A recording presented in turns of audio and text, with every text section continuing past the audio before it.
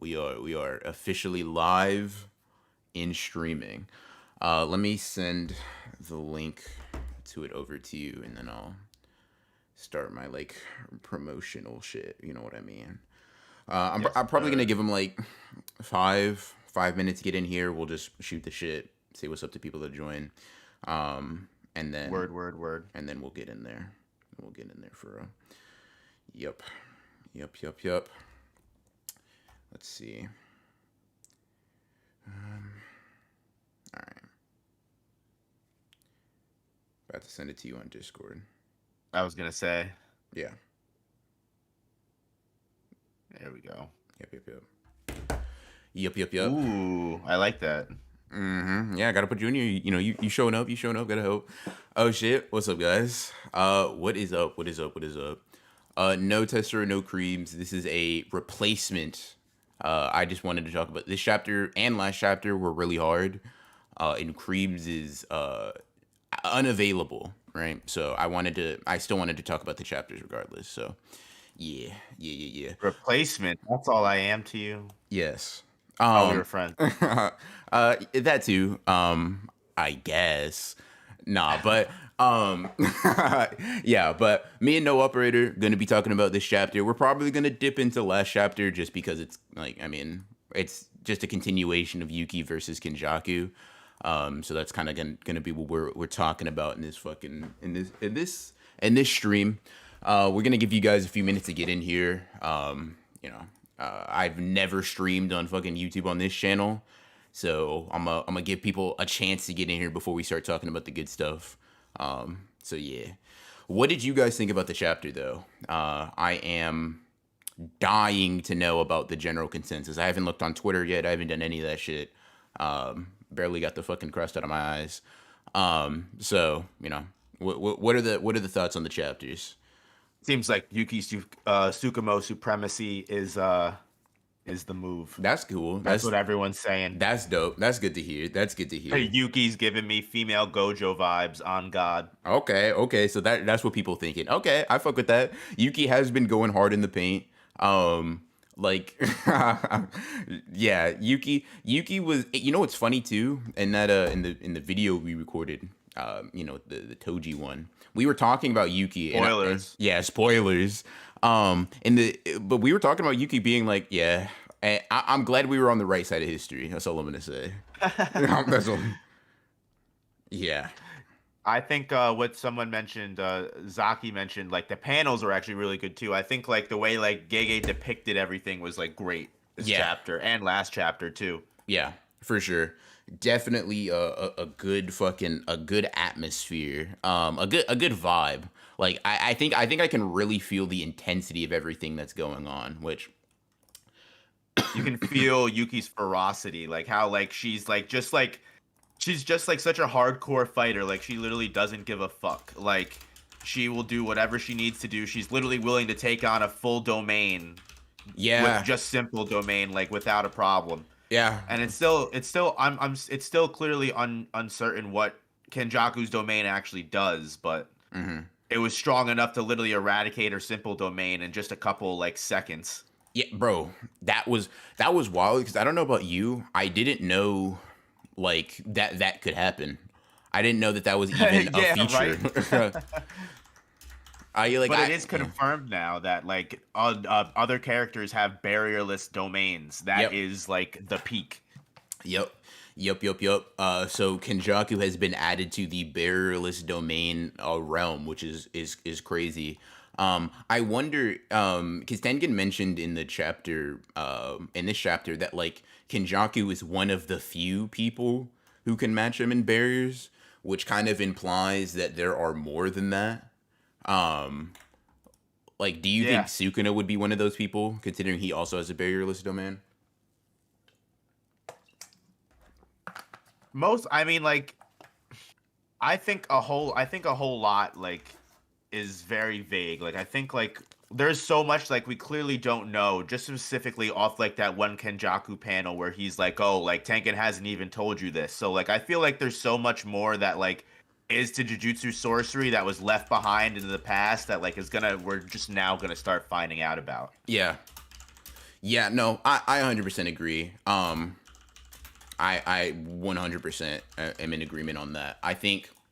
Like I think this chapter went hard, and I think that like I like the way Gege went about fucking showing Yuki and Tengen's fuck up. Like the way he just puts they miscalculated. That shit goes kind of hard. That shit goes because it's like they're setting up this plan. They're like, all right, cool. So goal, I'm gonna destroy the barrier from outside. They miscalculated. It's like, oh, well, they did. I guess they didn't expect Kenjaku to just be him. And like it's so great. Like Kenjaku has like his villain moment, and like I'm pulling up the unofficial now because I feel like it's so much cooler in the unofficial. But like when he's like, oh, what I would expect from a shut-in. Like I've lived, Bro. like I've been alive for thousands of years. I've seen shit. Yeah, bro, Like that went hard, bro. Like that did go kind of crazy. That did go kind of crazy.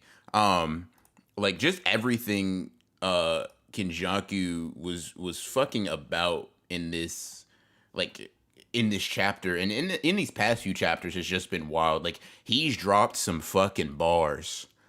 He's dropped some fucking bars, man. Bro said, "Listen, I'm out here in the streets. I'm running ones with people, bro. Like I'm really out here. We've both been alive for 1,000 years, but like the quality of that time is just different." That was a nasty line. it's true. It's true, and It it makes is. sense why like how like it truly does make sense that he would take advantage of that in this section. Like Kenjaku literally, as it says, like the 1,000-year tug of war between feuding giants. Like he's literally hopped different bodies. He was the fucking he was in the combo clan for one body, then he was doing something else in another. Like he's just been in probably just been literally just thriving through the political climate of like so many different eras at this point. Yeah. He's seen so many people be betrayed and seen so many people pull out some crazy different curse techniques and Yeah. just like do some fucking insane shit. And like even now we see in the modern era just how different curse techniques like Hikari's or like Kirara's, maybe is it Kirara? Yeah. Who's like no, I would say Kirara has a more traditional technique, wouldn't you? You think so? I don't know. With I the think the star, the constellation thing. Maybe I could see. I think Either way, yeah. I think like just the way that curse techniques have changed, and even the old conservatives in Jujutsu Society don't like how things have changed. It's probably just like that's what it is. Like Tengen has just been in like living in a cave literally for thousands of years. Yeah, yeah, 100%. And this is an interesting discussion. That like I think it's kind of come about from Kenjaku pulling up on Yuki, Choso, Tengen, whatever, and being like whatever, him being cool with it. So I don't know if you've seen it, but I saw this a lot with the last chapter. Just basically like either Yuta wouldn't go out like this, or Kenjaku wouldn't be as worried about Yuta as he was Yuki, because I don't know if you guys remember when Gojo brings up Yuta when he's getting sealed. Kenjaku's like, the fuck? What do I care? But like I don't. I don't care. But versus Yuki, right? He like looks at her, he's like, can I even take down this wild beast? And it's like the reactions to these two special grades is like vastly different. Do you have thoughts on that Now comparison at all? I do, and I think it's interesting. I don't remember where I saw it, but I saw an interesting take on this, and it was the fact that the higher ups and a lot of Jujutsu Society didn't really know much about Yuki's curse technique, or they either kept it hidden or they didn't know much about it. Mm-hmm. It says a lot because having Yuta technically be the second strongest sorcerer in the modern era, when all of that information about Yuki wasn't taken into effect, it's possible that Kenjaku is more so scared of Yuki because he doesn't know much about her. Yeah. She could literally do anything, Yeah. from his perspective, you know what I mean? This woman is a special grade capable of, from what he even says, capable of taking on an entire nation herself. Yeah. And he doesn't know anything about her or what she can do. And Yeah. I feel like that poses a lot of why he phrases it like, "Can I even hunt this wild beast?" Because that's essentially what she is. She's unpredictable. Yeah. So you think he's And more worried about it from like the perspective of like not necessarily that he thinks she's stronger than Yuta, but Yuta is a known quantity, Yuki isn't. exactly, like Yuta is considered the strongest, and Kenjaku doesn't really consider him a problem because he understands what Yuta can do. He knows and he can plot around it. He's like, you know what? If I really need to, I know I can use curse manipulation. I can use the other techniques I have at my disposal to overrun this guy. Yeah. But Yuki, this other person that literally just destroys his one of his strongest curse spirits with one fucking soccer ball kick, like she's in fucking Blue Lock. You know Yeah. what I mean? Like, he's like, oh shit, like maybe this girl is a fucking problem, Yeah. and I know nothing about her. Yeah, for sure. I think that like that idea makes sense. And I think I kind of am in a similar boat. Like we know that like knowing a character's technique vastly increases your ability to deal with it, right? I mean, just like for example, if you have Toji and Gojo go up against each other, but Toji doesn't know about the Limitless for the first time, he doesn't beat him. He doesn't bring Inverted Spear of Heaven. Like preparation and like knowing what you're going up against is a huge deal in JJK fights. And on top of that, I think Yuki, as Kenjaku kind of says, hard counters him due to like their technique compatibility in a way that Yuta doesn't. Yeah, Because like the fact that her mask can fucking overwhelm conceptual techniques or whatever is like, okay, now he can't use any of his curse spirits, right? He can't use curse spirit manipulation against Yuki. He's got gravity, domain, and hands. yeah. You're taking away all of his special grades, all of the probably like hundreds, if not like thousands of curse spirits he has at his disposal, and you're just saying like, all right, now Kenjaku's fighting with this handicap because of Yuki's technique. So maybe the idea is also Kenjaku doesn't think Yuta has a direct counter like that. Like you basically give Kenjaku 1,000 or 100 extra little helpers, and yeah, maybe the fight changes a little bit, right? Maybe it becomes a lot more difficult for someone like Yuta to deal with. And I've been seeing a lot of people saying Yuta gets dog walked by Kenjaku, and I think that I don't know. That's crazy. I don't. I can I can definitely see a possibility of Kenjaku winning, because the thing is, I feel like Kenjaku versus Yuta would be more of a conventional curse technique against curse technique fight, Yeah. because Kenjaku would definitely spend most of his time using curse spirit manipulation, because while Yuki can completely override that and make that not a viable asset for him, Yuta, that is a viable asset against Yuta. Yeah. Because while Yuta can copy curse techniques and use all the different curse techniques he wants, so can basically so can Yeah. Kenjaku, depending on how many high level curse spirits he has. Yeah. And that one, the Ganesha one he summoned, basically what was it supposed to? Just defy concepts? It was Like some what? I don't think we get exactly what it's supposed to do, but it's like I don't know. It pops up and he's like he says a special grade curse spirit I that can forget how he entangle a explains it. concept with its technique's target. I don't even know what that means. Like I'm reading the unofficials. It says a curse from an Asian god that can remove any obstacles. Oh, you said you're reading it. Yeah. yeah, yeah, Okay, you're yeah. reading the unofficial. Um Um, yeah, I don't. I Yeah, have it really does. It's not clear. It's very yeah. vague of a fucking concept. But Yuki says I don't give a fuck. Here's a kick. I got you. Um yeah. what the I don't know. entangle a Removing concept any with its obstacle though, techniques that's target. crazy. Yeah, that's mad fucking wild. I Um, don't know. That somehow equates to fucking. What did it even do to those soldiers? It just levitated them, and then they just yeah, fucking croaked. yeah, just slammed into the ground really fast. Yeah, what qualifies as an obstacle? That's kind of a big question because like here's the thing. I've been seeing a lot of discussion that like theoretically the way Yuki's techniques ignores like these conceptual techniques like just by overwhelming amounts of mass means that like I want to clarify. I'm not saying she would beat Gojo, but like that her technique would counter the limitless of like the him Gojo applying like the concept of infinity to protect himself. And I'm like, dude, I'm gonna have to reread and like really look back at how both of these techniques are explained. because I think it's just a matter of we haven't seen enough of Yuki's mask technique applied. We don't really know what its like limitations are. She uses it once with Bombaye, right? And it like obliterates that the Yep. special grade. And then she uses it once against Kenjaku.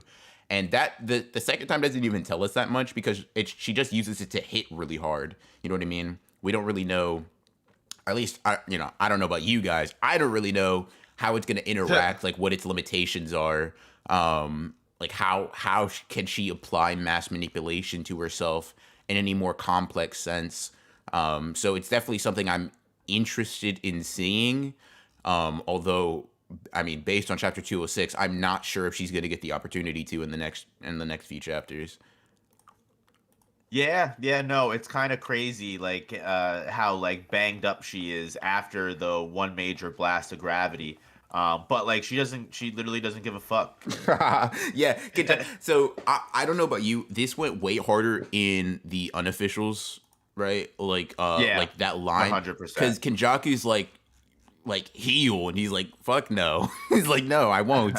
She's just like whatever. She's just arm twisted up, bloody and bruised, and she's just like, oh, I still got two legs and an arm. What do you mean? What do you mean? Yeah, Slow down. the spoilers, when the spoilers came out for this, the one guy Miyamura, when he does the spoilers, he gets them translated before the unofficials do. Hmm. And the way that was translated, he literally, like you said, like heal yourself, and she's like, don't wanna. And he just keeps fucking going at him and fucking him up. I was like, that's so fucking cool. Yeah, bro, that is definitely dope. Do you think? Okay, so this is an interesting question because obviously, like Kenjaku just assumes she has reverse curse technique. Do you think? Like, I'm assuming, especially if it's translated in some things to like don't want to or like nah, I'm good or like hell no. It's kind of implied that she can, but like is like just ambushing him, or do you think she just doesn't have reverse curse technique herself? No, I definitely think Yuki's got reverse curse technique. Hmm. I would be super pressed if she didn't. Yeah, for Like it sure. would actually be insane. I definitely think, especially because like it seems like most special grades at this point have access to it, right? We've seen even Ghetto had it or Yeah. claimed to have had it. Fucking whatchamacallit, Yuta has it Hmm. at a great degree. I don't see why she wouldn't. For sure. For sure. Um.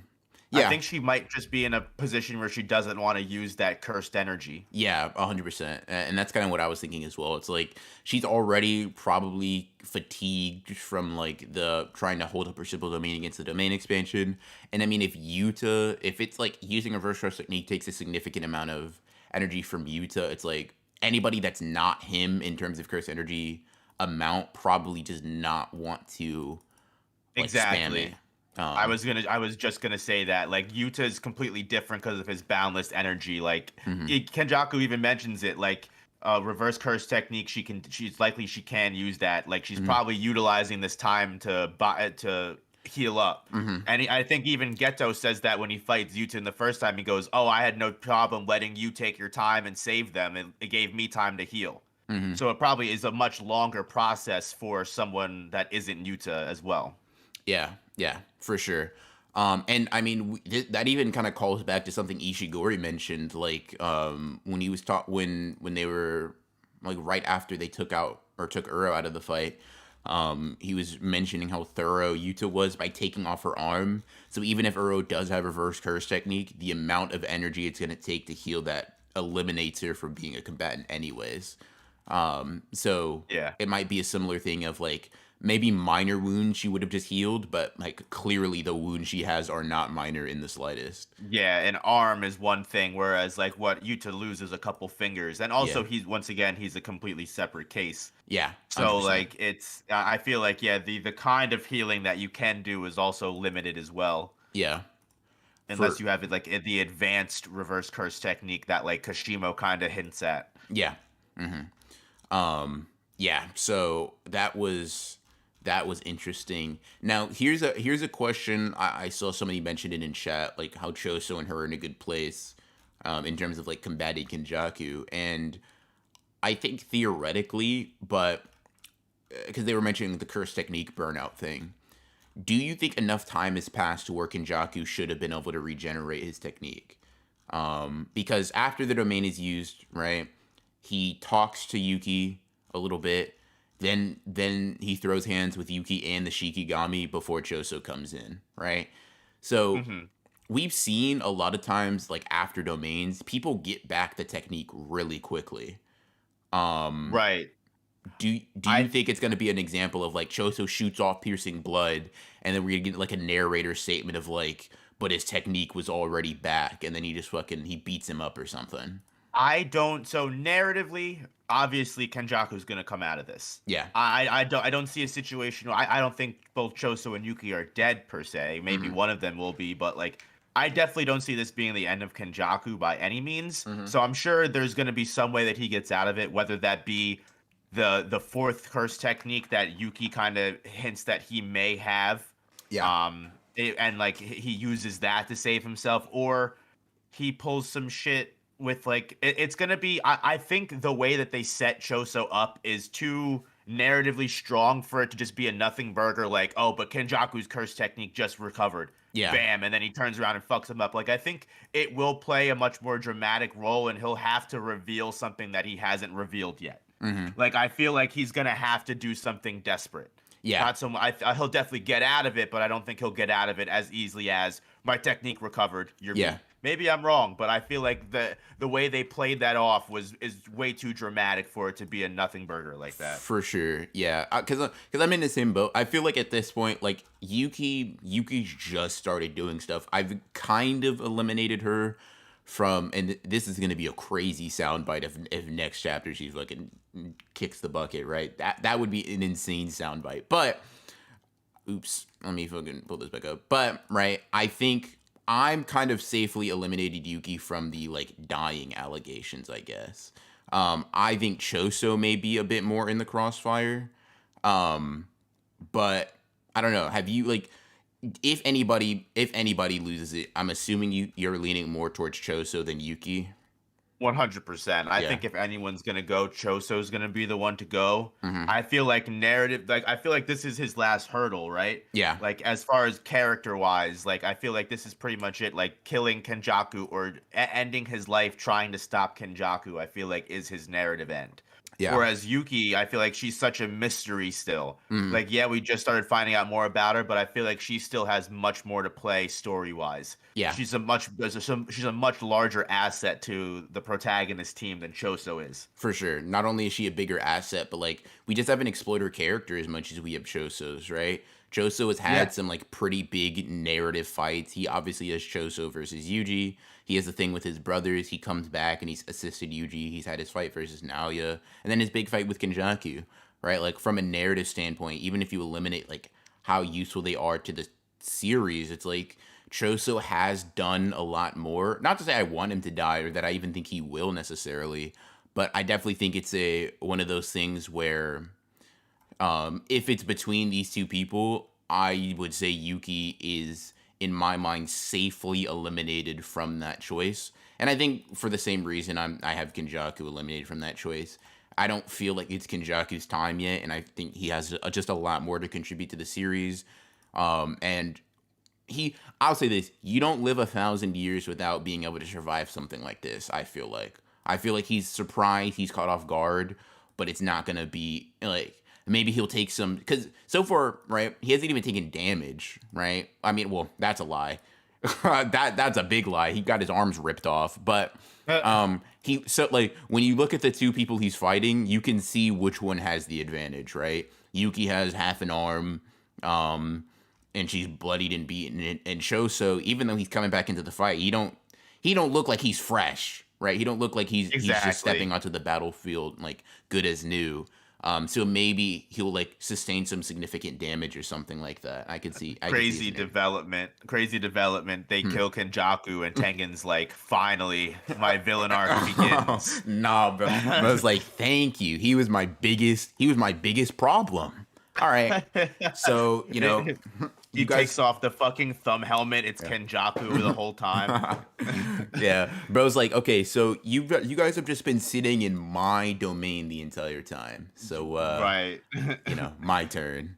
He just Like, like, or he just thank you for taking them out, and he just like actually just takes them out. Like he takes yeah, Yuki and Choso. Like I don't know. Like I could also see Gege pulling some shit like that, and I wouldn't even be mad because yeah. like that would like be like, oh fuck, that'd be such a crazy development.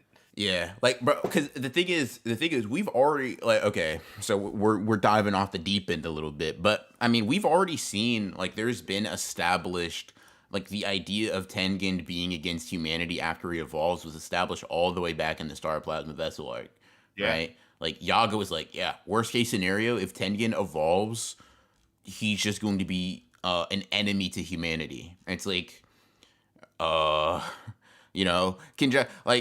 Kenjaku being like, yeah, he Tengen's hidden some stuff from you guys. Let me tell you real quick. I got something to say. Um, it's like, I don't know. Like, Tengen's definitely in a weird spot for me. Like, loyalty wise, because I think we can trust his helping of Yuki and Choso, but not necessarily for the reasons that Yuki and Choso are fighting. It seems to be like an eliminating Kenjaku thing. It's not necessarily a like, oh, I'm on your side. It's like we share similar interests.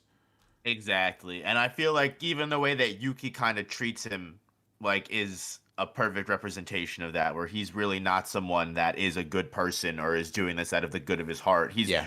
He's doing it to survive Yeah. because he knows that Kenjaku would absorb him, and Hmm. also two. I mean, like he doesn't necessarily have to be doing this to save humanity. Once again, he could just be doing it so he himself survives. Yeah. You know, 100%. and like I guess like you know what I cuz like it was in the beginning he was even more sus when Angel showed up in a different colony, but that was already explained away Yeah. as her being able to transport colonies. So even despite that, like it's interesting that supposedly the Cullen games are over, right? I know this might be a little bit of a segue, but like that's I also feel like when Kenjaku first comes in, he says the Cullen games have already served their purpose. We're done. We're ready to go. Yeah. Which is Like like, that's bro, where it's where are Mega Me and interesting. Yuji at? Where are my Yeah, goats what at, bro? happened? Did we miss something? Yeah, because we've obviously skipped forward a few days, right? But it's like, bro, like, listen. Can we give me a timestamp, Gege? Give me a fucking you be doing this all the time. Jump back in the timeline real quick. Let me make sure they're chilling. Because that's crazy. Um, yeah, I don't know. I'm definitely.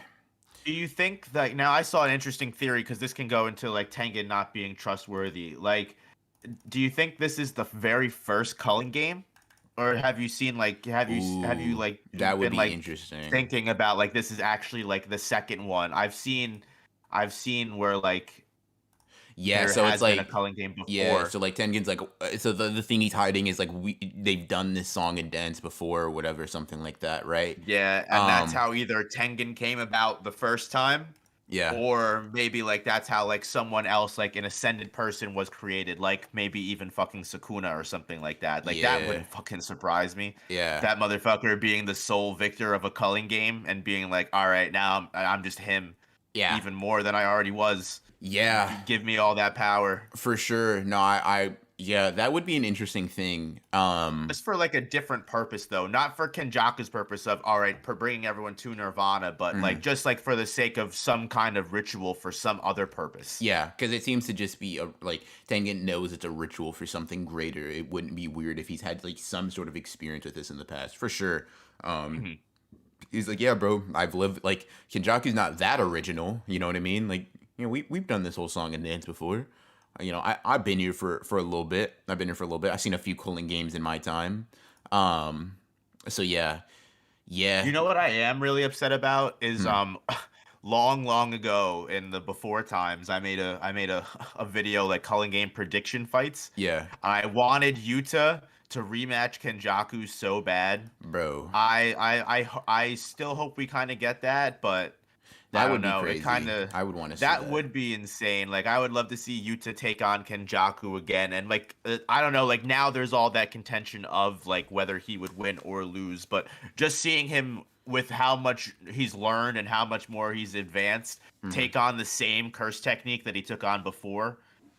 Mm-hmm. Like, and now he's not a rookie. Now he's just a fucking legend. Yeah, for sure. That would be it. Would be like and because Yuta's got like he's got one something to prove, and he's got a grudge, right? He's like, I'm gonna kill him.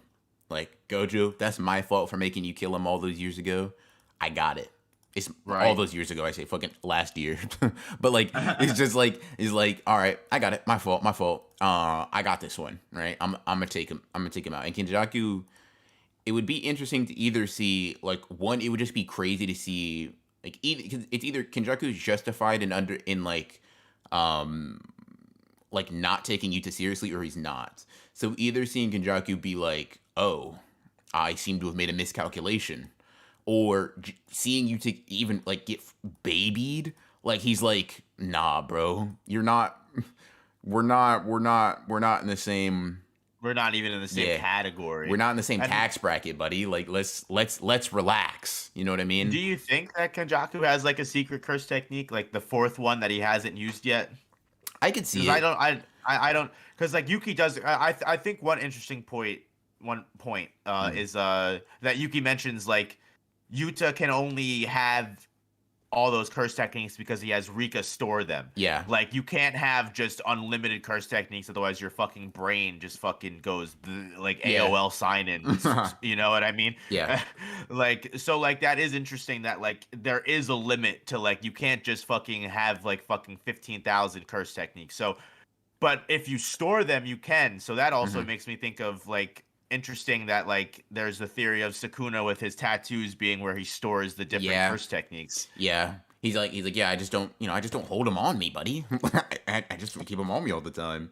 Oh, another thing, real quick. I'll talk. We can talk about the possibility of more techniques in a second, but it's interesting that like we now know that a person can turn their technique into a cursed tool, and every time we've Okay. seen Sukuna depicted in the past, he has that like staff. Um, Yes. I'm like, ooh, is that something crazy? Like, is that not just like your regular type of curse tool? Is that like some crazy previous curse technique or something? Like that would be wild. He depicted with that Vajra, I think it Yeah, was. yeah, And then he also has that knife, I think, in the one colored panel. He has like yeah, a dagger. hmm yeah, And then he also has like I don't know. He has like I think he is holding like multiple different things. yeah, for sure, for There's sure. which yeah, I also that makes sense. Like it's I mean like if anyone has done pretty much almost everything that could be possible to make himself as strong as possible, it would be him who's Yeah, like just imagine, right? He's just like, oh damn, I'm noticing my I'm starting to reach the limits of like my ability to contain this curse technique. Let me make it a curse tool. Free up some extra space. You know what I mean? Like it's wild. Um, like wild because if you think about someone like if Sukuna has some sort of like consumption or like absorption via consumption technique or something like that, he's just like, yeah, I'll store some of my tattoos. I'll store some like I mean I'll make a curse tool out of it, right? Free up some space. Like bro was just like, yeah, I could see something like that. I could see something like that. Um, so yeah, that would definitely be something. As for Kenjaku having like a secret fourth technique, I think it's possible, but I'm kind of standing on I think Yuki was being extra cautious. You know what I mean? Like being like yeah. even if he has another one, right? He probably can't have more than that. But like let's not just assume let's not underestimate Kenjaku because if you underestimate him, you're gonna get burnt, right? You're gonna regret it if he like pulls out some fourth technique and you didn't even the idea of a fourth one didn't even cross your mind. So I think that may be like a precaution, like a precaution to for her to have. Um, but yeah, I don't know. I don't know. It's interesting. Speaking of techniques, do you think that because he has multiple techniques, his domain expansion has multiple variants or multiple possible sure hits? That's interesting because I wonder his domain expansion. I was wondering if it was like the domain expansion for curse manipulation, just based off of the kind of fucking imagery we saw, Yeah, that's what I was thinking or if it too. was something completely different. And but like it seems like I'm even thinking about it now. I wonder if that huge gravity blast was from his domain. Yeah. Yeah. I'm not sure. That's a very interesting question where he has different variants of a domain depending on what curse technique he decides to use for it. Yeah, because that would be pretty wild. Because like I thought it was he was using the gravity. That's why like Yuki got crushed or whatever. That's kind of what I thought was happening. But if not, right? What the Like, hell does Garbadatu? What does that mean? Hold on, I'm looking it up. yeah. I think Is that? it basically translates to womb or something very similar. Oh, really? Is that Yeah, it? Okay. Then why was everyone fucking? Oh, womb realm. Yeah. yeah. All right. But it's I mean, a lot of domains seem to fucking like Naoya's domain had that idea as well, right? It's kind of like The metaphysical space inhabited by the five wisdom kings. interesting. Bro got Kenjaku got 5 different domain variants confirmed. Yeah, maybe that's interesting that it said that it's something like that. Yeah. But who knows? That could just be translation, or I don't know, Hmm. because they don't use that at all in the. But fuck the fucking Viz translations. So Yeah. I digress. Can't it not be a gravity domain since he was only able to use the technique once? The only technique that's been speculated to only be able to be used once is idle transfiguration. Um, Yuki, I think, in the last chapter, assumes that Kenjaku does have the gravity technique on standby. Um, Right, and yeah, because she deduces that idle transfiguration was extracted. She basically deduces that the gravity technique wasn't extracted from Uzumaki. It's yeah, literally a curse technique that he has. yeah, Whereas idle transfiguration was extracted, so it was only that single use that he could use. for Because sure. she's like, he wouldn't. She's like, he wouldn't have wasted the gravity technique for that. Yeah. Um, If it was only single use, he could have just taken the attack and healed. yeah, right. Like, and there's no motivation for him to hide it, because she already knows he has it, right? So, like, if he did have it at his disposal, it's not like you gain an intellectual advantage, at least not on the surface, unless, like, bro, some big brain fucking, like, crazy manipulation. He's like, yeah, I mean, I didn't use it because I wanted you to think I didn't have it. On some, like, Megami versus Reggie shit where he doesn't use Divine Dog to make Reggie think he doesn't have it or he can't use it. That would be crazy, and that would be scary actually. If he's like, yeah, no, I mean, I have the technique. It's not just one use. But I didn't want you to know that. That would be Yeah, actually it seems disgusting. like that's how he kind of plays it because it seems like because it's just interesting how like even like he literally tried to fight Choso using only that because obviously that's all everyone knows he has, and then even when he uses ground, he's like, God damn it, dude. Yeah, he's like, He's like shit. pissed. He's like, you made me fucking play my hand, you Yeah. asshole. Yeah, he's like, damn it, bro. All right, whatever. Not gonna fight Yuki, and she knows I have this technique. I hate you. Exactly. So that's what it definitely seems like. It seems like that is the I mean that's the traditional way to fight as a sorcerer. It seems like, especially even Reggie calls back to it. So Hmm. I wouldn't put it past him where he would have that fourth technique. And he's just the kind of person where he just doesn't want to use it at all because he Hmm. doesn't want to reveal his hand. Yeah, for sure. 100%. 100%. Because it's not even just Yuki and Choso. At the end of the day, he does still have Tengen that's watching too. Yeah. So yeah, if he wants to like if he thinks that Tengen might have some sort of combative abilities, like let me not because like you can't be too careful. You got 1,000 years of investment into this, right? Maybe watch yourself a little bit. Yeah. Yeah. Crazy. Um. Let's see.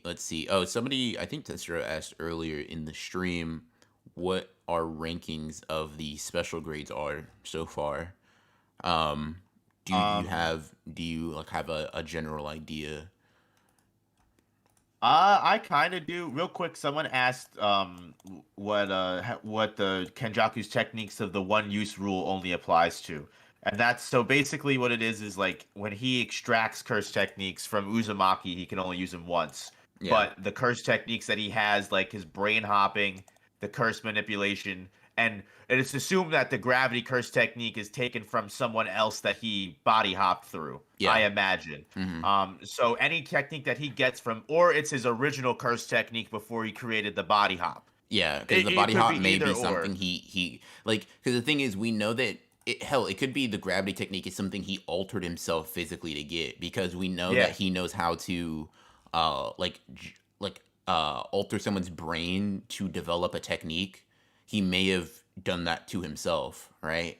Or he may have had somebody do that to him, whatever you think, but like he seems to have gotten that technique through other means, you know what I mean?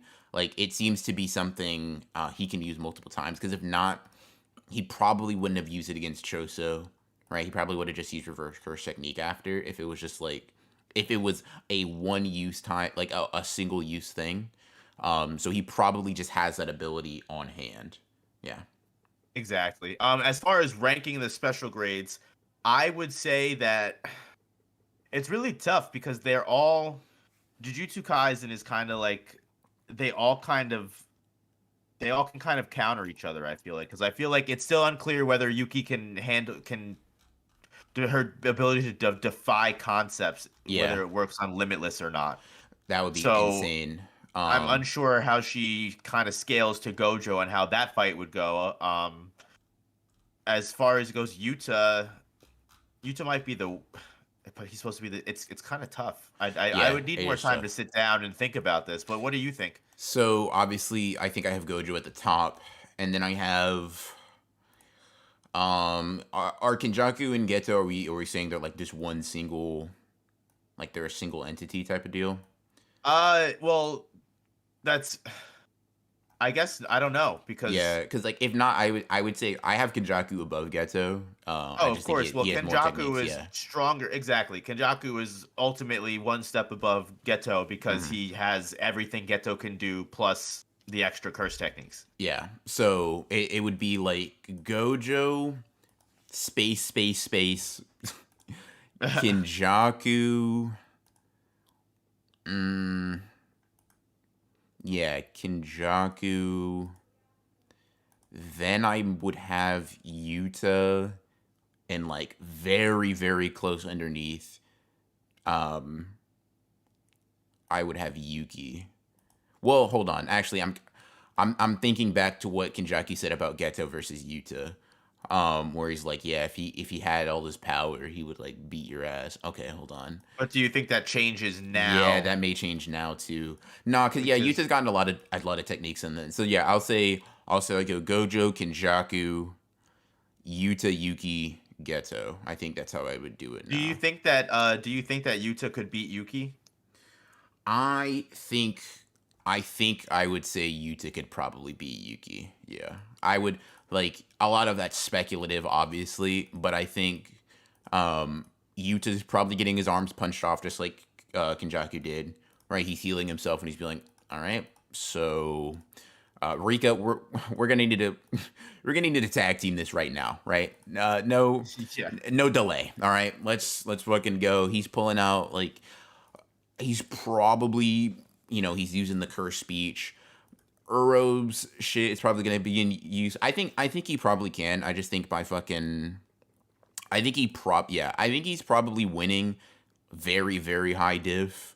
Um Yeah, very high yeah. dip for sure. I think it's a very tough fight for the both of them. I don't know because I feel like Yuki has like a lot of experience. Like she's clearly a very hardened fighter. I mean, Yeah. she's literally whooping Kenjaku's ass with her fucking arm, like literally twisted and contorted. Like she doesn't give a fuck. Like I don't Yeah. know. It's just like that's definitely an interesting matchup, I would say. But yeah, I think Yuta just has more with Rika. Yeah, Yuta does get tough. Yeah. It seems like Yuki's a lot more melee based. Mm.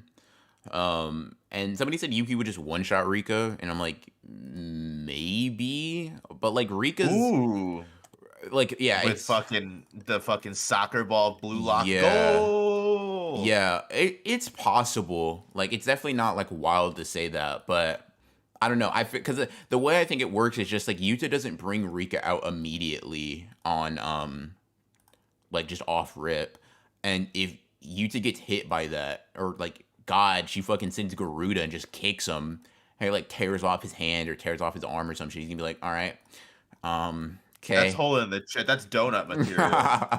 But it's gonna end up like fucking Rengoku for real. Yeah. So it's like it's definitely things Yuta has to like I said, like I'm not mad if someone's like Yuki over Yuta. Um I like that doesn't I'm yeah, that's not like a crazy thing to say. I just think it's high diff either way. So interesting title wants to know, do we have like subcategories for special grades? Like do we like would we consider like people like Ishigori or something like that, like a lower tier of a special grade sorcerer?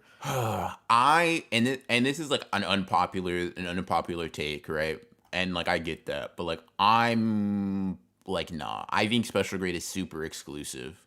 Um like I basically think could when I compare like an Ishigori or like a Kashimo or a fucking like Uro or whoever you think is in that like you would put in that hypothetical low tier special grade, I'm like, all right, how much difficulty are any of the people that are confirmed special grades having, right?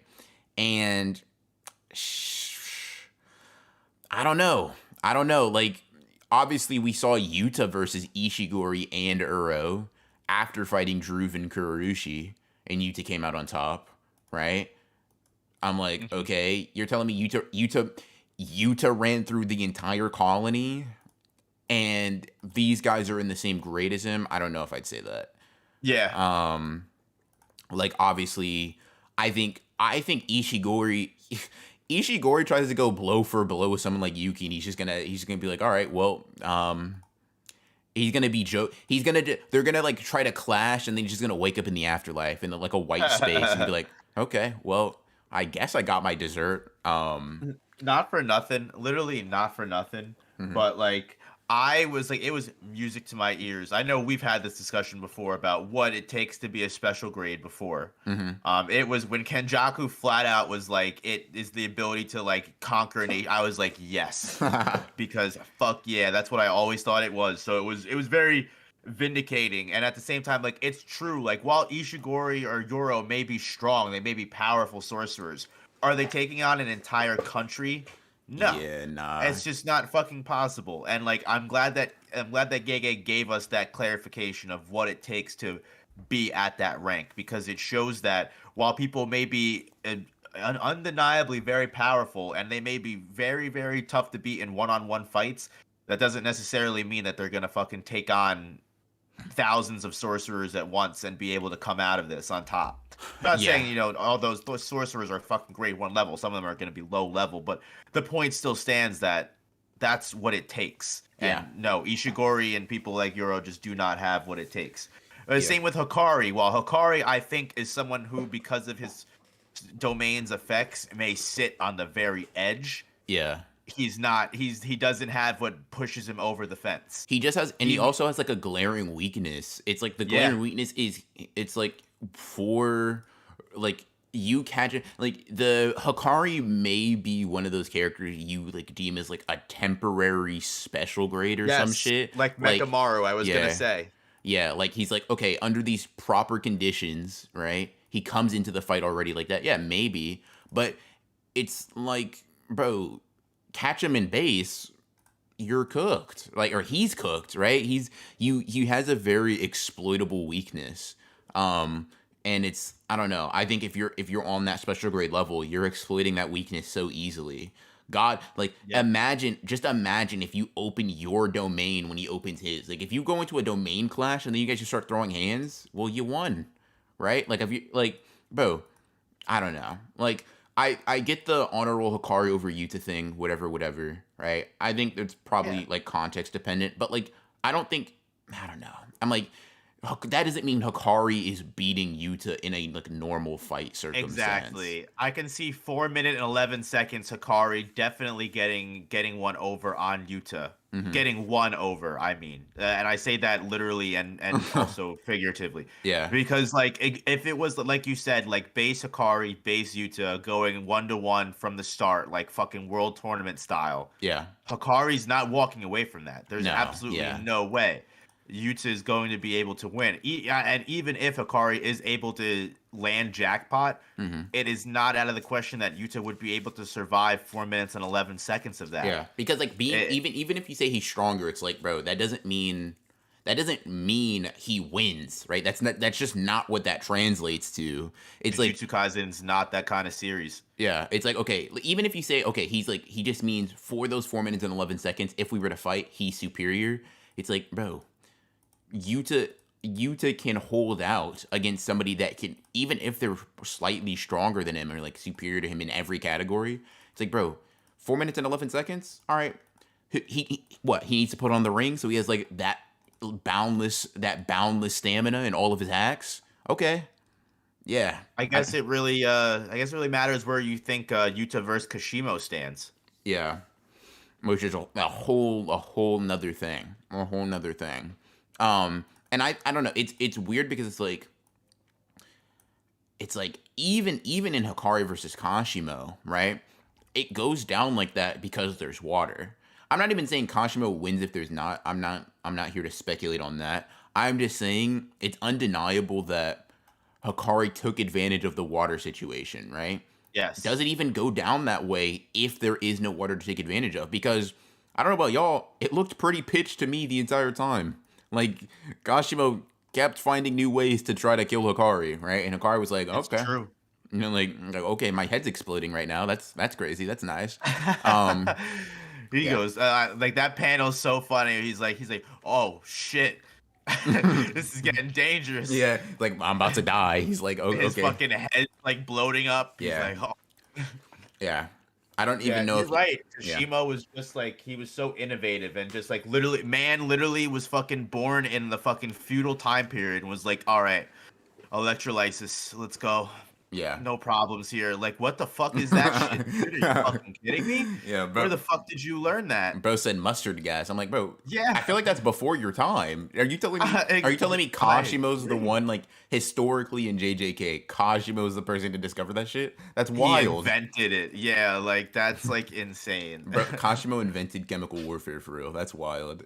Yeah, and this man didn't even use his curse technique the whole time. He Yeah, literally just used straight up hands and his cursed energy manipulation, which is like, which if you really think about it, is like Kashimo is like what Yuji could be. yeah. I mean, minus the lightning strike maybe, but like that is like Yuji maximized, like That's full yeah. on cursed energy manipulation with maybe Divergent Fist as his cursed energy trait or some kind of offshoot of that. Like Hmm. that's how I feel. Yeah, yeah. Kashimo's definitely taking a country. I don't know. I feel like I y'all need to understand what a country's forces are like, bro. Like, really think about that. Like, I don't know, man. I don't know, man. Drew conquered an archipelago. I don't know how that scales. What is that, like an island? I think isn't that like an island? Is that what? Hold on. Yeah, Yeah. I'm pretty sure. But like also, it's In like the well, I guess prehistoric Droove age, is right? Like when yeah. fucking dinosaurs were roaming, not when they had like missiles. You know I what I don't know mean? about dinosaurs, Roni. Yeah, I don't know, but fucking, I don't um, know. well, hold on. Archipelago is an area that contains a chain or group of islands scattered in lakes, rivers, or the ocean. So like it's not necessarily a country, and also you have to imagine that like he may have been going up against much weaker people. Like it's one thing to say like I mean like you not Utah. It's safe to say that like now Bito could come into like a town of people and be like, "What's up? I'm now Yeah, fucking president." And you guys yeah, have fucking nothing to fucking say about it. yeah, But like it's another thing to be like, "Okay, I'm going to fucking take over all of Japan." yeah. And here's the thing, right? You look at like Drew's thing. Let me pull it up for you guys real quick, bro. Bro, Droove is a special case, I feel like, because his terrorist technique was supposed to be like very good for on that type of stuff. paper on paper it seems very fucking crazy. Yeah, and but the thing is, right? You look at it's like the Civil War of Wall. I just looked that up. That was in the second century. Like, bro, they didn't listen. I think a lot of the context is like, bro, we got we got bombs and stuff, bro. Like his context was other sorcerers and then people with sticks. You know what I Okay, mean? okay, so his most notable feat is single-handedly conquering Japan. Huh? The entire thing? I don't know. That's this is on the Jujutsu Kaisen wiki, so it is questionable Yeah. territory here. So Someone could be taking liberty with that. yeah. So just to read it off, it just says he's a veteran in his second incarnation who once single-handedly conquered the archipelago in the Civil War of Wa. Okay, Like, so then he probably conquered only that one yeah, section. yeah, So yeah, probably a very I would say like in an army, probably a very strong general. hmm You know what I mean? And he probably did it what it is, but he didn't do the whole fucking shebang. Yeah. Yeah, for sure. Um, yeah. I think the most vague, which it's a little vague, but it's and we see Yuta kind of use it with like how much control does he have inside that orbit Yeah. of his domain? Like we see Yuta use it where like he literally just cuts Euro up in that small little section that he creates with his Shikigami. Mm-hmm. So like if Drew can just straight up just like fucking eviscerate people Mm-hmm. in the orbit of his domain, I mean, yeah, I mean, I would have to say then, yeah, he's 100% special grade. Yeah. But that is because he gets off screened on, and also I feel like if he was that strong, I don't know how Yuta would contend with that either, because that Yeah. seems pretty OP to me. Cause bro, really, because the thing is, like, Yuta did off screen him. Like, it was a fight. Gege basically said, "This isn't worth pages," right? He washed him. Like, bro, he came in, he sliced him, and we can assume he didn't need to bring out Rika, right? He didn't probably need to use reverse curse technique. He just came in. He's like, all right, whatever, bodied him, and then went, all right, next one. Like, look, who's next, right? Next on the docket. Let's get you up here. So yeah, for sure. Let's see.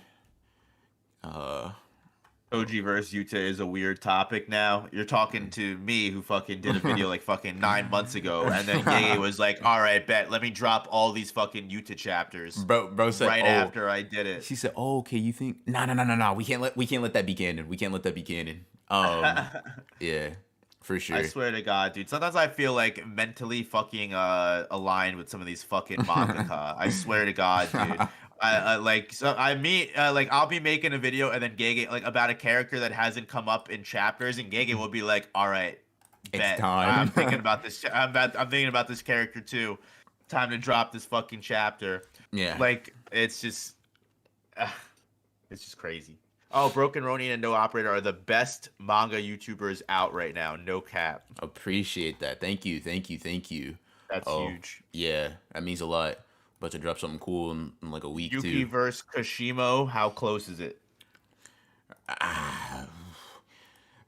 I mean, I don't know if I think Kashimo's surviving one hit, but it's like, is he?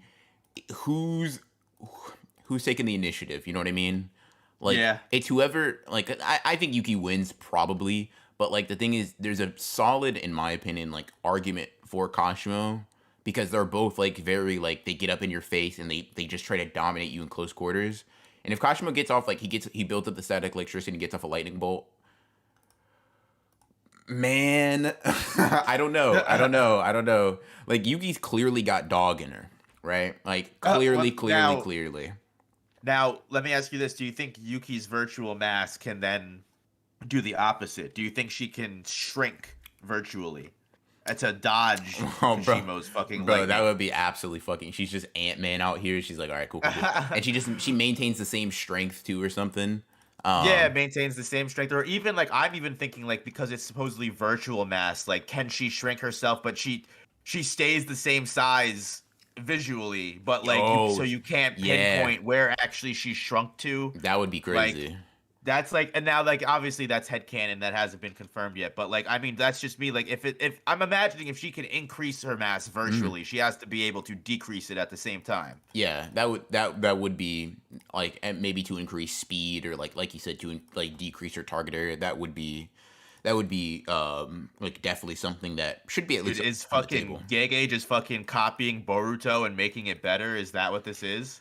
Yes. Do you know? Isn't that what Sukuna that one Hikone, dude yeah, does? Jigen, Jigen or something. He's like, hold He on, just mass shrinks manipulation, himself. huh? He's like, oh, okay, hold on. I can do. Okay. All right, this guy fumbled. I Yeah. can fucking make use of this. That shit was ass, but like, bro, what if I helped you out? Bro just puts his hand on his shoulder. He's like, I got this. Thank you, though. Yeah. Take 5. Yeah, like, hold on. Tag out, bro. I got this. Speaking of taking 5, I'm going to insert an ad, and I'm going to use the bathroom real quick. I'll be right back. All right. I'll entertain the chat. All right, Guys, what is going on? Ronin fucking sucks. Ooh, is he still here? Did he leave? I'm just kidding. Guys, like the stream. If you haven't liked the stream already, hit that like. How's everyone doing today? Denji is planetary level easy. Okay. Yuki versus Maki is the two overpowered hackers going at each other. Yuki versus Maki is the definition of if you get touched, you die. Whoever lands the first hit first. Yuki got that dog. She's definitely beating Kashimo. I agree. I think Yuki comes out against Kashimo for sure. I don't see. I don't think Kashimo is going to be able to win that one. Tell Ronin what happened to Breams. I don't know what happened to Creams. I don't know what he's doing today. He's busy, clearly. I just want to see Yuki and Maki arm wrestle. True. That would be a good one. What's your take on Sukuna's statement that Maharaga adapts to literally any and all phenomena? I mean, that's it. That's the T. That's what he does. Maharaga is like insanely OP. It's an insane ability to have. Sukuna was probably one of the only people that would have been able to actually take Maharaga out. Probably same with Gojo. Maharaga is an extremely powerful Shikigami.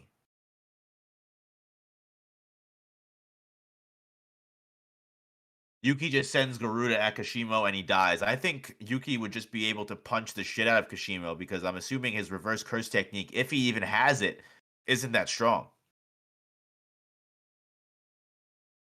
Will Kashimo have another fight before he eventually dies at the hands of Sukuna? To be completely honest with you, I don't know, but I also agree that Sukuna's gonna get some easy pickings with Kashimo. He's gonna dice that man up like it was nothing. Pack that man up like a lunchbox.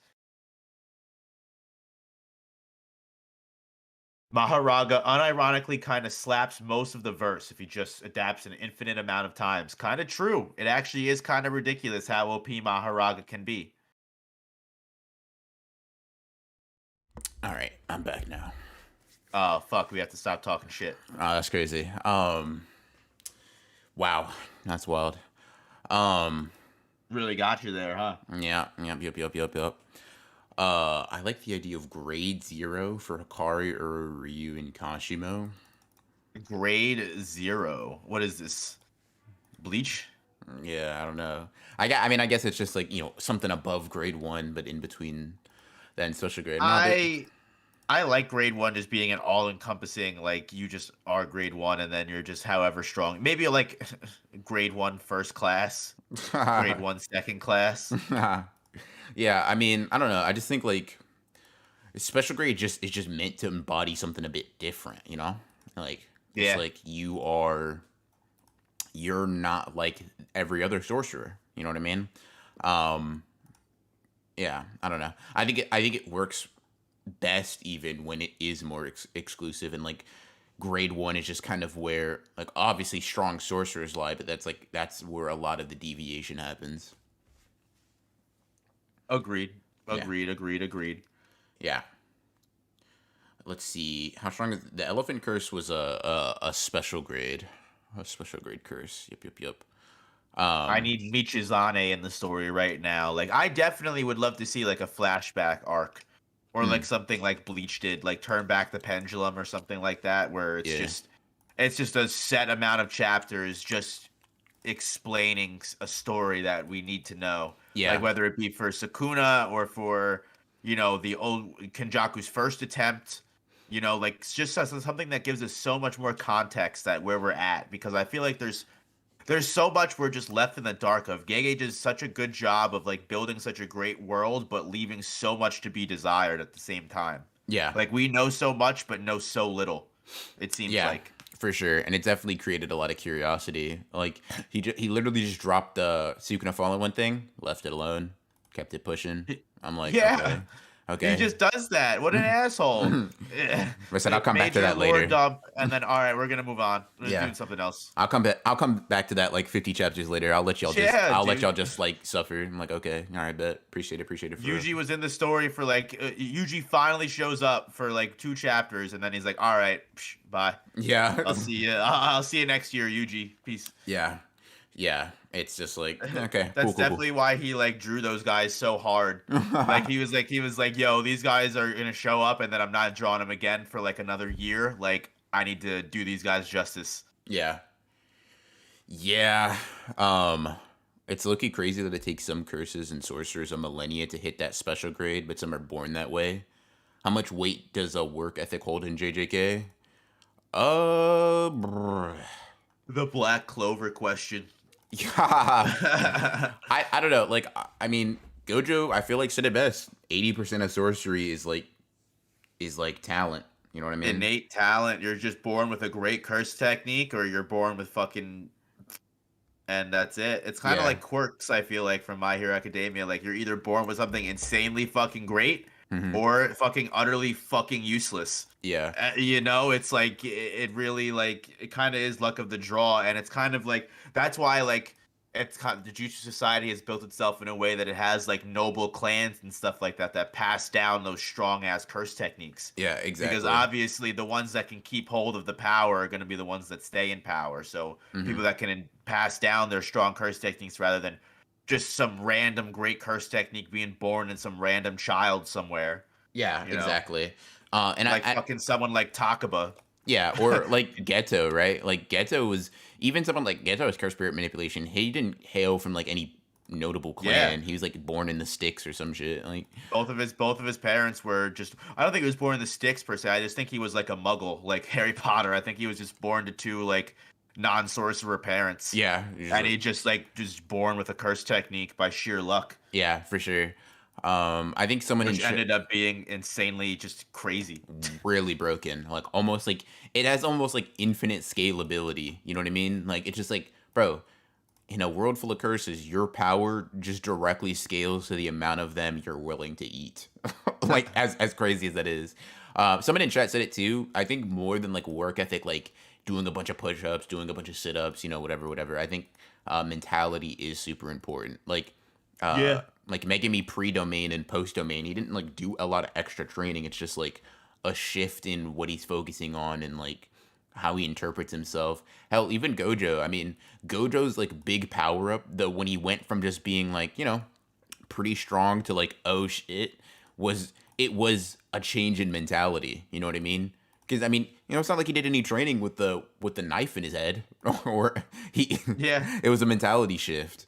And I feel like it's fully realized actually as in Maki as a character who just no matter how hard Maki worked, she was able to beat her sister and pull off great moves in the exchange event, but as soon as it came down to it when she fought an actual special grade curse or someone that was fucking actually strong, Yeah. like her dad, she stood no fucking chance because like her dad said, it's like at the end of the day, like you're a fucking regular person fighting fucking supernatural fucking beings. Yeah.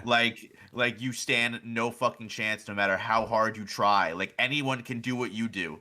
Yeah. You know what we like all of us can do what you do. But we Yeah. have that But extra we have step on an extra top. step. Exactly. It's like, dude, you pick up a sword, I can pick up a sword. Can you make a ball of flames? No. Yeah. Like, that's where that's a pretty interesting. It's funny because at the same time, like someone mentioned it in chat, like Mei Mei is also an initial example of the opposite, where her curse technique was kind of fucking lackluster, Yeah. but she worked so fucking hard on it and thought of all these. Well, I guess that also kind of goes to the mentality thing, is she Yeah. didn't let that go against her. She was like, okay, I can control crows. How the fuck can I make this the deadliest thing I can think of? Yeah, and her solution is I'll kill him. like like Yeah. yeah. And the thing is, even with that, right? Even with Mei Mei, because Mei Mei mentions like she honed her physical body and like cursed energy manipulation to the sharpest she could, right? Like in terms of like physical ability, she basically is saying she is as strong as she will ever get. But that Yep. wasn't enough, right? Like with just that hard work, she was maybe a grade one still. Like she was just cool, whatever. But like Exactly. she became somebody when she changed that mentality, and when she like the thing is, right, like I think talent in JJK shouldn't necessarily be like looked at as just like your innate like your knack for picking up new things. Like Gojo is an example of like talent in the conventional sense. Gege just says that anything that Gojo tries he's good at, right? Yep. That's talent in the conventional sense. I think when you look at like talent in JJK, like for most contexts, it's just your technique. as soon as Mei leveraged her own talent better, she developed like something that apparently nobody besides Gojo has ever survived or whatever, right? She can use it for recon, right? So like she's a very good support type character. It seems as soon as she was like, cool, I'm gonna, I've honed my body as much as possible. I'm a leverage what I got now, right? I'm gonna use that technique that it's just manipulating birds, but like what if I put a spin on it? You know what I mean? Like even Megumi, he has a really good technique. He has an esteem technique. But Sukuna looked at him and was like, but what are you doing?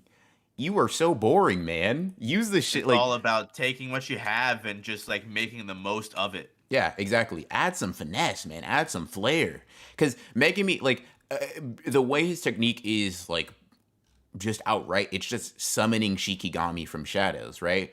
But as soon as he thought about just using shadows and, like, manipulating them as, like, a byproduct of his technique, oh, shit, doors started to open, right? Now he can make clones of himself. Now he can jump in his own shadows to avoid damage, right? Now he can manipulate, like he can send his Shikigami through other people's shadows to attack him, right? The doors open like crazy as soon as the interpretation of his own abilities change, right? Yep. That mindset shift is just like, it's just crazy important. Hell, Yuji gets his liver like blown up by Choso, right?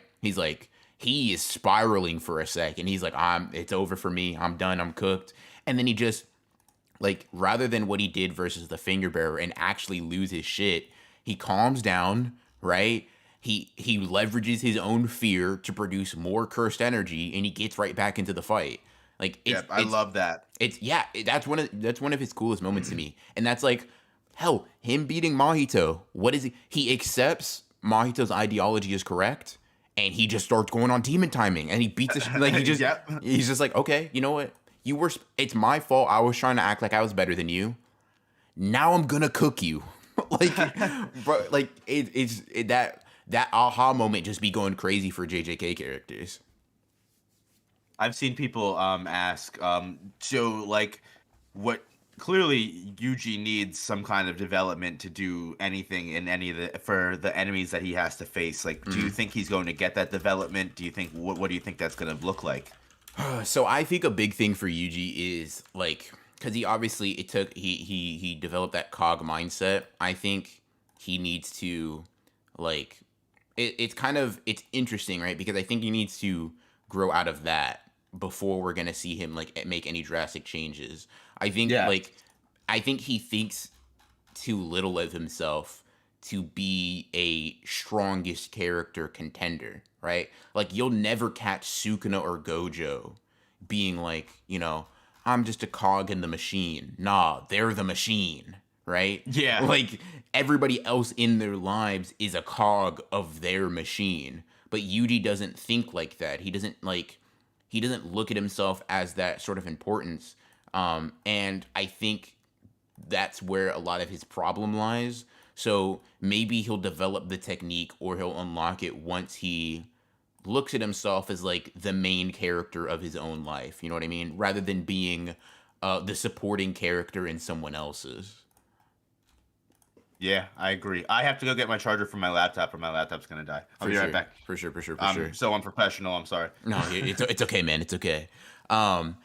Mahito takes a risk with domain expansion. He finds a true like Mahito said, damn, bro, if I open a regular domain, Sukuna's gonna cook me. All right, hold on. What if I copied the strongest sorcerer alive, right? What if I took this gamble on a 0.2 second domain? He's like, if I fail, I die. But if I get it right, that's just gonna be hard. You know what I mean? Like, like Black Flash, shit like that. Like, I don't know. I say this all the time. Anytime I get the opportunity, bro, Megami doing all of this pre-Black Flash, someone said it in chat too, bro, get this man a Black Flash now. Get him a Black Flash, bro. Let's see, get him a Black Flash. Get him a Black Flash, that's all I'm saying. Cause like, cause that'd be crazy. Maki was like, oh, that's how you do it, and starts dodging Maki. Exactly. Maki, some guy sumo wrestled for a little bit, right? And she's like, oh, shit. Oh shit. Okay. Got it. And then she just bullies Naoya. Like, it's all mindset shift. It's all mindset shift. I feel like we're not gonna see Black Flash for Megami until Yuji gets a power up. Well, if that's the case, I'm gonna need Yuji to hurry up and get a power up, man. I'm gonna need Yuji to hurry up and get a power up. Can you imagine like Megami and his like divine dog pull off like a simultaneous Black Flash or some shit like that? Like, come on, bro, give me something. Give me something. Yeah, is it possible to transfer Black Flash to Shikigami? I have no idea, but if it is, I'm gonna need Megami to figure that out. I'm gonna need him to figure it out right now. A cloned Black Flash would be crazy. Nah, that would be wild. That would be wild. Um, yeah, yeah. How strong would you say Mahito's perfect form is compared to Sukuna based on how much fingers he has? It's kind of tough. I mean, if we say that like Jogo is 8 or 9 fingers, right? Obviously you have to assume that Kenjaku is telling the truth, and like he's even okay. Yeah, let's say Jogo's like 8 fingers. I'd say Mahito, via that comparison in his true form, is like 11, maybe something like that. 11, 12, something like that, maybe. What do you think gives you a better understanding of cursed energy, using Black Flash for the first time or RCT for the first time? I think Black Flash. I think Gojo gets his like crazy understanding of reverse curse technique or of cursed energy, like before he uses reverse. Because I think I know what you're asking that question, right? It's because like Gojo uses reverse curse technique and then he comes back crazy. I think. So, here's one thing. Here's a little theory that would be really interesting to look back on. You guys know how in Volume 0 of the movie, the animators added a Black Flash in when Yuta hit Geto in the face, right? My guess is that they're going to have, like, Gojo use red, and when he uses red, he's going to hit a Black Flash with that on Toji. That would be crazy. And that's why I think, if my guess would be after he hits that, he then goes into use purple. That's kind of like, that's a little pet theory I've had about like what the animators are going to do. But yeah, so I think Mahito, figure wise, 11 or 12. And then from what was the reverse curse technique versus Black Flash? I think Black Flash. I think Gojo learned or understood the core of curse energy first and then use reverse curse technique rather than the other way around. I think reverse curse technique is something you develop after you understand cursed energy more. Yep. Someone in the chat literally was just like, Megami could pull like an Uzumaki barrage with Black Flashes, and I was like, that's pretty dope. Bro, don't let my mind wander off into like an Uzumaki barrage of Black Flashes would be crazy. That shit I would never stop talking about it. That would be insane. Earlier I asked how fast you'd have Maki on the speed rank right now. Top 5 easy, I think. Yeah, she's one of the. I mean, the Mach 3 is like, it's just insane. It's like you have Sukuna Gojo. Like I put Gojo there because like of how he uses blue to manipulate his speed, whatever. Yeah. Sukuna's probably there. Like I don't really have a reason. It's just he's Sukuna. I kind of just assume he's like at the top of basically everything. Yeah, I mean he's had some crazy speed feats where he's like literally like gone from one part of Shibuya to the complete other opposite end. He literally like does like a fucking ninja fucking teleport. Yeah. Like he leaves like the little smoke trails behind and everything. Yeah.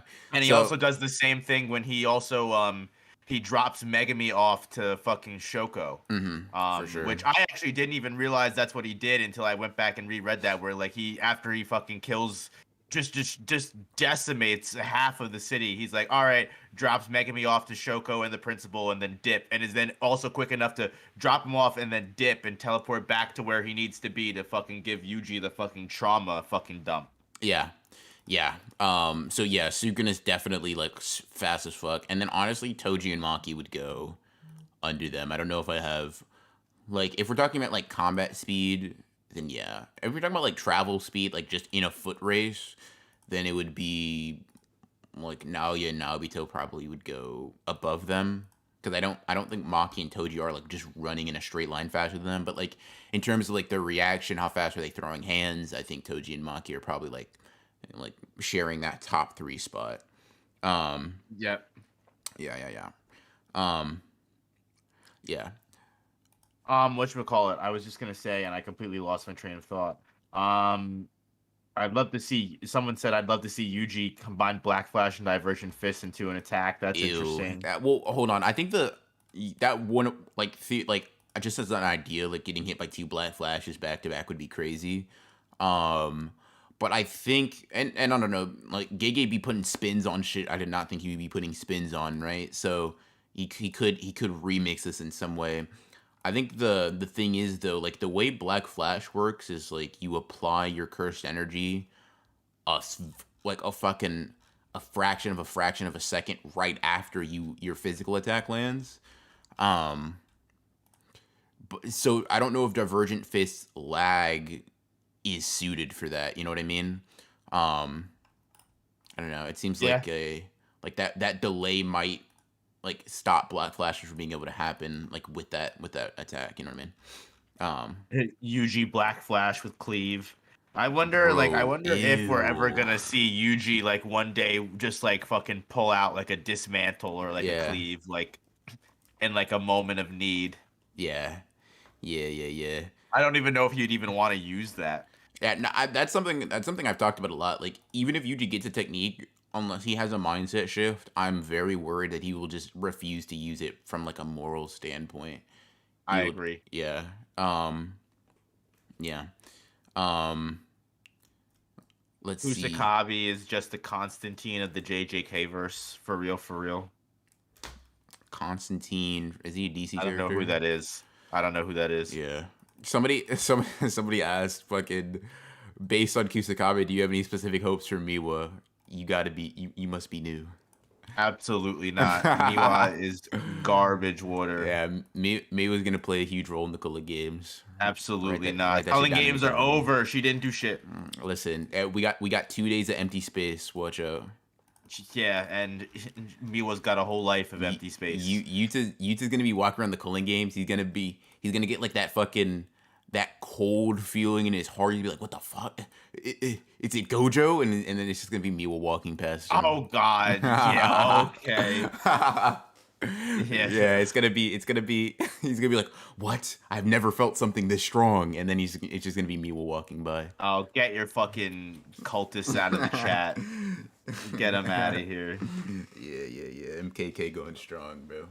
Absolutely not. I can't wait to like make a video that just like completely slanders you guys. Miwa will imagine saying like Miwa will not kill Kenjaku, and like anybody that has not watched like the stream or a fucking one of our videos is gonna be like, bro, of course not. Like, like duh. Yeah, that's funny. Um, let's see. Miwa endgame is being able to slice through every domain and barrier technique with ease. I like that idea. Okay, let's get back to reality here. Don't you think that the author? Do you think that the author nerfed Yuki? I mean, she has incredible curse technique, and she has domain expansion. No, I don't think she. I don't think she got nerfed. Yeah, I think this is what Gege seems like the kind of person that really has just had the idea of his characters from the very beginning. Like Yuki was probably always deemed to have mass manipulation from yeah. the start. And it's like, yeah, I mean, it seems to be, I mean, like she seems to be doing good, like for the most part. Yeah. You know what I mean? Like you don't blow off Kenjaku's arms and then like make him. He's like, bro, I don't even know if I can beat her for real. Like I don't know. I don't get nerfed vibes from like what she's done so far. Like obviously she's taking damage, but I mean, a lot of that is at the fault of Tengen. You know what I mean? Like I don't necessarily think she'd be able to win a domain clash at all, right? But Kenjaku kind of says it himself. He's like, yeah, you might have. I mean, the conclusion to this fight would not have been so pitiful if you just went domain to domain. You know what I mean? Like you might have had a fighting chance. Damn, I Um, never knew that Choji from Naruto could have been so powerful. If only he used his moveset correctly. yeah, bro needed to tweak it a little bit. Um, Gege, and the thing is too, this is interesting, and I remember really early on in the stream somebody mentioned this, but Gege's still keeping that fucking like what a barrierless and barrier domain clashing looks like. He's still hiding that. He had the perfect opportunity to show us, True. and he's like, nah. So I'm like, I feel You like, make a good point. yeah, it's like bro is, it's like you could have had Yuki use it, right? It's plausible that as a special grace you have a domain and you made Kenjaku have a barrierless one, but you didn't, and I'm like, I'm nervous. When are you gonna? Because when you show that, and it's like fucking a character we have all of our hopes on, and Sukun is like, yeah, but my domain doesn't have a barrier, so you Boom, lose. and then Yeah, like it just shatters. Like Jesus Christ, like someone's definitely gonna get fucked up. Like he's setting up so much travesty for the future. yeah. He really is. I know we've probably already talked about it, but like just like and just that slight subtlety of like his domain can attack Sukuna's domain can attack inanimate objects, Oof, and then just using bro. that exact thing, that exact terminology for Maki is basically an inanimate object when she's inside of it. Like just small little things like Yeah, that where it's like, ooh, like I can see where that could cause problems in the future. yeah. Because just imagine, it's like, oh, a domain expansion. I'm not worried about a domain. Like, I just won't enter. And it's like, wait, where's the barrier at? Wait, where's my arm at? You know what I mean? Oh Like, shit. yeah, yeah. And also, like, do you think that just means that Megami actually has peak domain and he just doesn't realize it? He's so like used to thinking that the domain has to have a barrier, Yeah. So but I like think, realistically, he's actually surpassed the need for one. that's part of it. I think like all Megami's kind of at a crossroads. I think he either has to, because like Reggie was saying, right? Like, bro, not having the sure hit kind of it kind of would allowed him to kick his ass, right? He's like, yeah, simple Yeah. domains don't work. So Megami can kind of go one of two ways. Like he can just say like, no, I'll just have a domain that like amps up my technique. It's barrierless, and maybe he'll make a binding vow because like Sukuna did it, right? A binding vow where like because there's an escape route, the range gets expanded. So like that way Megami can make a domain in an open area and be like, that's fine, it doesn't matter. um you're not like, this shit is covering a lot of distance, you're not getting out of it before I kill you, before I beat you or whatever. Yeah. I think like the reason Megami's domain, I would say, is in this like weird like nebulous area is just because he doesn't, like what, like you said, like he probably just assumes all domains must have a barrier, and then two, unlike Sukuna and Kinjaku's, his isn't sure hit without the barrier, you know what I mean? Yeah. So we're gonna have to see. Like, can you imagine? Right, he like uses his domain expansion, like near Tengen, and things like, wait, what the? You know what to use one without a barrier?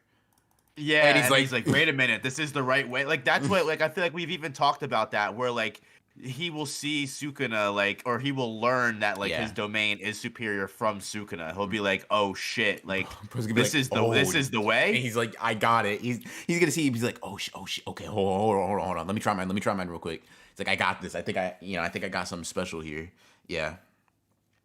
Yeah, I definitely continue to see like Sukuna and Megami having just like their relationship is like such an interesting way it could go. Yeah. I still am in the party of I subscribe to the theory of evil Megami and he's gonna betray everyone and ally himself with Sukuna. That would definitely. Listen, I'm gonna say this: if Megami becomes evil, I'm becoming evil. Um, but yeah, so you're saying something that I've a sentiment that I've had, and I think I've said on stream before, but it's like he remembers back to the "why don't we use the open space" thing that Sukuna said. Like, bro, that'd be hard. Listen. The foreshadowing merchants are gonna go crazy if something like that, if some shit like that happens. Um, yeah, This guy, Jujutsu Kaisen, is absolute trash. You're right. We fucking hate that shit. We yeah, we, this we shit do this shit absolutely. with we're actually completely grifting right now. We fucking hate this fucking show. Yeah, We just do this to pay the bills. yeah, damn, bro. Like my light bill was about to go. I had to drop something. Ex- Quick. You really had to expose us in 4K like that. You had to break the illusion for all these nice people that watch us. Yeah. What is your top five domain expansion in terms of strength after seeing Kenjaku's? You know whose domain expansion is actually really OP, but it didn't really get to be used? Naoya's Now is fucking crazy. domain is like, oh my god, you're fucked. Somebody, What do you do? somebody, somebody said earlier that now his domain was ass, and I just skimmed over because I'm like, bro, what are you talking about? Like, what? Because the thing is, it seems like even if you get hit with that, and then I don't know, man, that shit's like, it's a wild domain.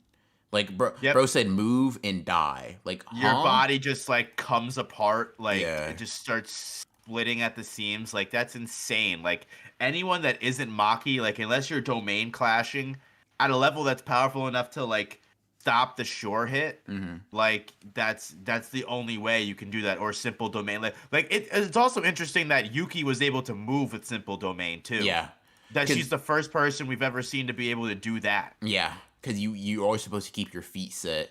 Um, like I think Kusakabe does as well, but he does like he does like the offensive version of it. You know what I mean? Like he's like Hmm. running past people and slicing them or some shit. And that is an interesting thing. Yuki's just like, yeah, I'm kind of different from y'all for real. But yeah, I'm glad because I think I've talked about this with a bunch of people, but I for a while have been saying that like I don't know if this will apply just to barrierless, but I've been saying like based on the way simple domains work, barrierless domains should not be like restricted by them because Yeah. the way they're explained is that like the simple domains don't negate the sure hit technique, they negate the barrier. um It's kind of like a smaller version of the yeah, domain tug of war. You're just basically creating a domain inside of another domain that kind yeah, of offsets the sure hit. yeah, it neutralizes the barrier which is imbued with the curse technique, but it's like, okay, well, I said fuck the barrier, what are you gonna do now? And we've seen the domain gets chipped away really quickly because like Yeah. it has to be real fast because Yugi opens it, sees it starts to get chipped, runs towards him at full speed, and it gets broken before she can close the distance completely, which is wild. Yeah, and I think like and Yuki is even super surprised. It seems like it's something that she's never even really like she didn't even really know. She's like, how is the fucking barrier this strong? The simple domain's gonna get ripped apart. Yeah, It seems like it's like not a very it's like she's even surprised that it's even doing that. yeah, yeah, for sure. Who would win in a domain battle, Mahito or Naoya? In a domain battle, I'd probably say Mahito. Probably, I would say Yeah. they both have they're both pretty strong of will, but I think Mahito just has way more like I think he has better refinement. You'd probably be able to, yeah. like if you look at it from like you're just trying to be practical. Let's say Mahito has pulled off a point two.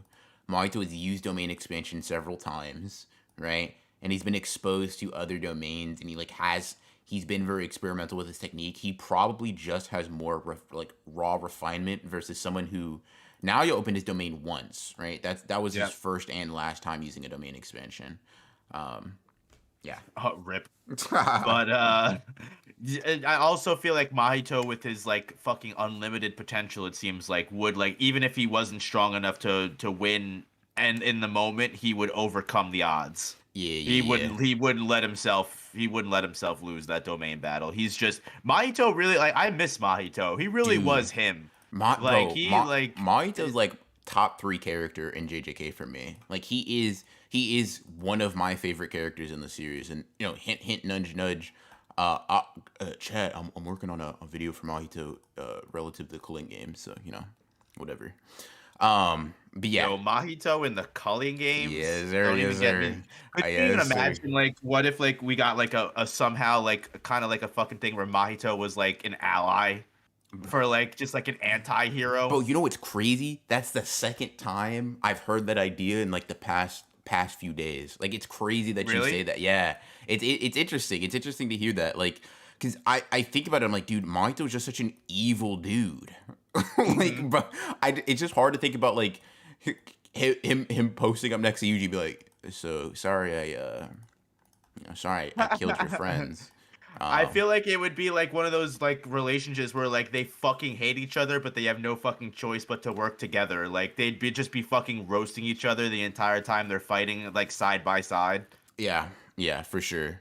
Yuji's Um, like, I fucking hate you, and like Mado's like, dude, come on, man, it's not yeah, that like bad. it's like, bro, come on. It was only two. Like I didn't even. I mean, we didn't even get into double I digits. didn't kill all your friends. Like I only Yeah, killed a couple. yeah. It's like okay, yeah, sure. Junpei, Nobara, Nanami, and a bunch of other Your humans. mentor nominee, and Yeah, just like, oh, it's just yeah. come Did I on. did I make you kill someone for the first time? Sure, but like, I mean, Think are about you how really much gonna hold a stronger grudge? I made you. Yeah, it's like, are you really gonna hold a grudge, man? Like, listen, if it, to call it even, you did hit me really hard with a black flash. He's like, you Yeah. did the same thing. He's like, all right, well, you know, let's not, let's not, Kenjaku still has Mahito, right? No, I don't think so. I think it basically was confirmed that like Uzumaki basically just destroys all of yeah, those curse spirits. he Like yeah, Mahito was destroyed, and like also it's also was confirmed, I guess, now that Kenjaku doesn't even have idol transfiguration anymore either. yeah, He just used it for that one time to start the culling game, and that was all he needed it for. Which she like I imagine like that makes me think of Mahito as like the Rick and Morty, like the butter machine. It's like, what was your purpose to give me idol transfiguration yeah, once? yeah, Oh God. yeah. He just did that existential crisis. Yeah, um, for sure. Mahito would have put up wilt numbers in the cooling game, bro. I'm telling you, I'm writing this video and I'm having so much fucking fun.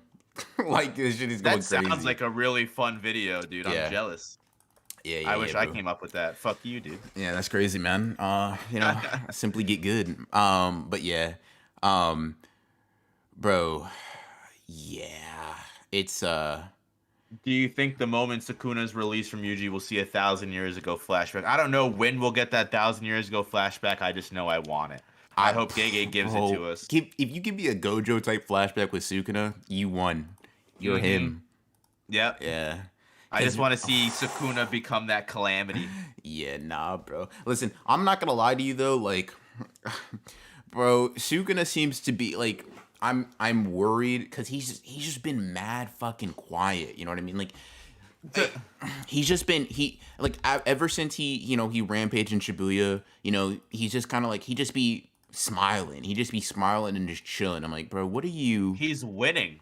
Yeah, He yeah, doesn't have to do anything. Everyone's doing his shit for him. yeah, yeah, He's just as diabolical, I feel like, as Kenjaku, where it's like he also has his own fucking plots and fucking plans going on in the background, and it's like it's interesting to think like, do you think I'm always curious, I wonder how you feel about it. Like, do you think Kenjaku knows Urame is like also an underling of Sukuna? Like, do you think like he Can you? knows Ooh, Urame has double allegiance, or do you think yeah. like that's like Urame is literally just a double agent right now, A double and agent would be Kenjaku doesn't crazy. know? A double agent would be crazy. If I could see Kenjaku knowing simply because like that might be where Arame's credentials come from. Like Yes. hey, I work with I work with Sugana. You know what I mean? Like Yeah. I'm kind of qualified. Um, Urame slipped the resume and it's yeah. just worked for Sukuna. It's like I'm really henchman material. You know what I mean? Like, come on, I worked for the King of Curses. Like, if that's not enough to get me I here, worked for the King of Curses. yeah. It's like for a long time too. Like he was alive for like a couple hundred years. Like, I mean, come on, I have a lot of That's yeah, brand loyalty. yeah, for sure. But that's like, yeah, I've always thought about like, does he like? I'm sure like, does he really know that like at the end of the day like who Arame is serving actually? Hmm. Like, does he think it's just like, okay, like we're Sukuna's done, like you're on my side now, or is it like, yeah, Sukuna's done, but like actually I'm gonna pull a fucking black Zetsu? Yeah, yeah. Just be like, they'd be like, yeah. So, or it may just be like a temporary, like, yeah, I'll work for you for now. I mean, our goals align. Temporary employment. Yeah. It's like, but once Sukuna comes back, you know what? You know what's crazy though? They can't. I don't know. They can't be that like ideologically aligned because like Arame seems to be super devoted to Well, no, Kenjaku has to know about her working with or them working with Sukuna, right? Because she mentions as much. or like she seems to like allude to it. She's like, whose vessel do you think you are? It's like when Yuji like runs and like breaks through the ice. I'm like, bro, that's Yuji's body. Like that's his. Yeah, exactly. Whose body do you think that is? It's like, dude, like Mine. I was born in this. This is Yeah. mine. I was like, this is kind of all I got. You really looked at it as like, you're damaging Sukuna's body. It's like, what? you're you're so arrogant of you. This is mine. Like, this is the one I was Where born with. is or Orame is like such a like anomaly too. Like, it's just like, where is she right now, or where are they? What are they doing? Yeah. Like, there's like so many different.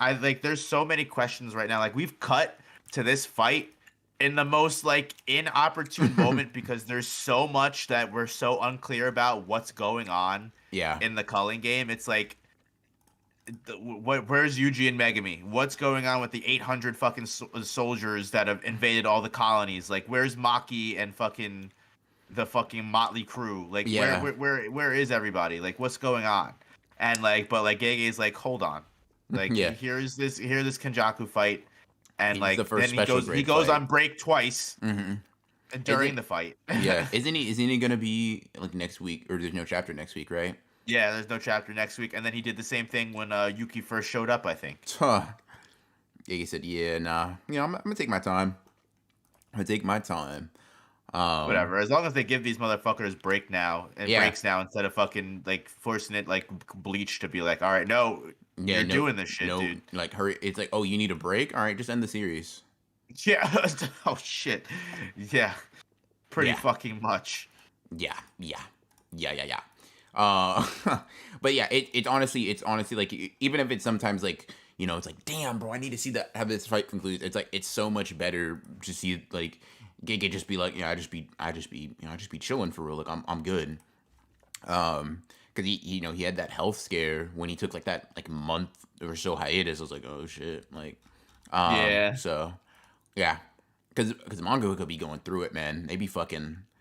Dude, it's a fucking grinding fucking job. Like, fucking, you see like Gege's author comments, and he's like, yes, the amount of times that like my due dates are Tuesday, and like I'm literally giving them my scans like 1 minute before Tuesday ends. Like, he goes, that's me every week. My editors hate me. Yeah, bro. He's like I'm struggling for real. Hey, he's cooking constantly. Like, he's never stopping. Yeah. Like, honestly, I'd have to say the only time in Jujutsu Kaisen where I was like, okay, this is kind of all right, was the Maki fight that we just got. Yeah, like in the beginning stages of it. Even that was turned around. Turned around. Yeah. And the same thing with Megami. Like, it's in the beginning phases. I'm like, okay, what's going on here? And then he turns it into something awesome. Yeah, and I'm like, all right. I'm sorry, I doubted you, King. Like, yeah.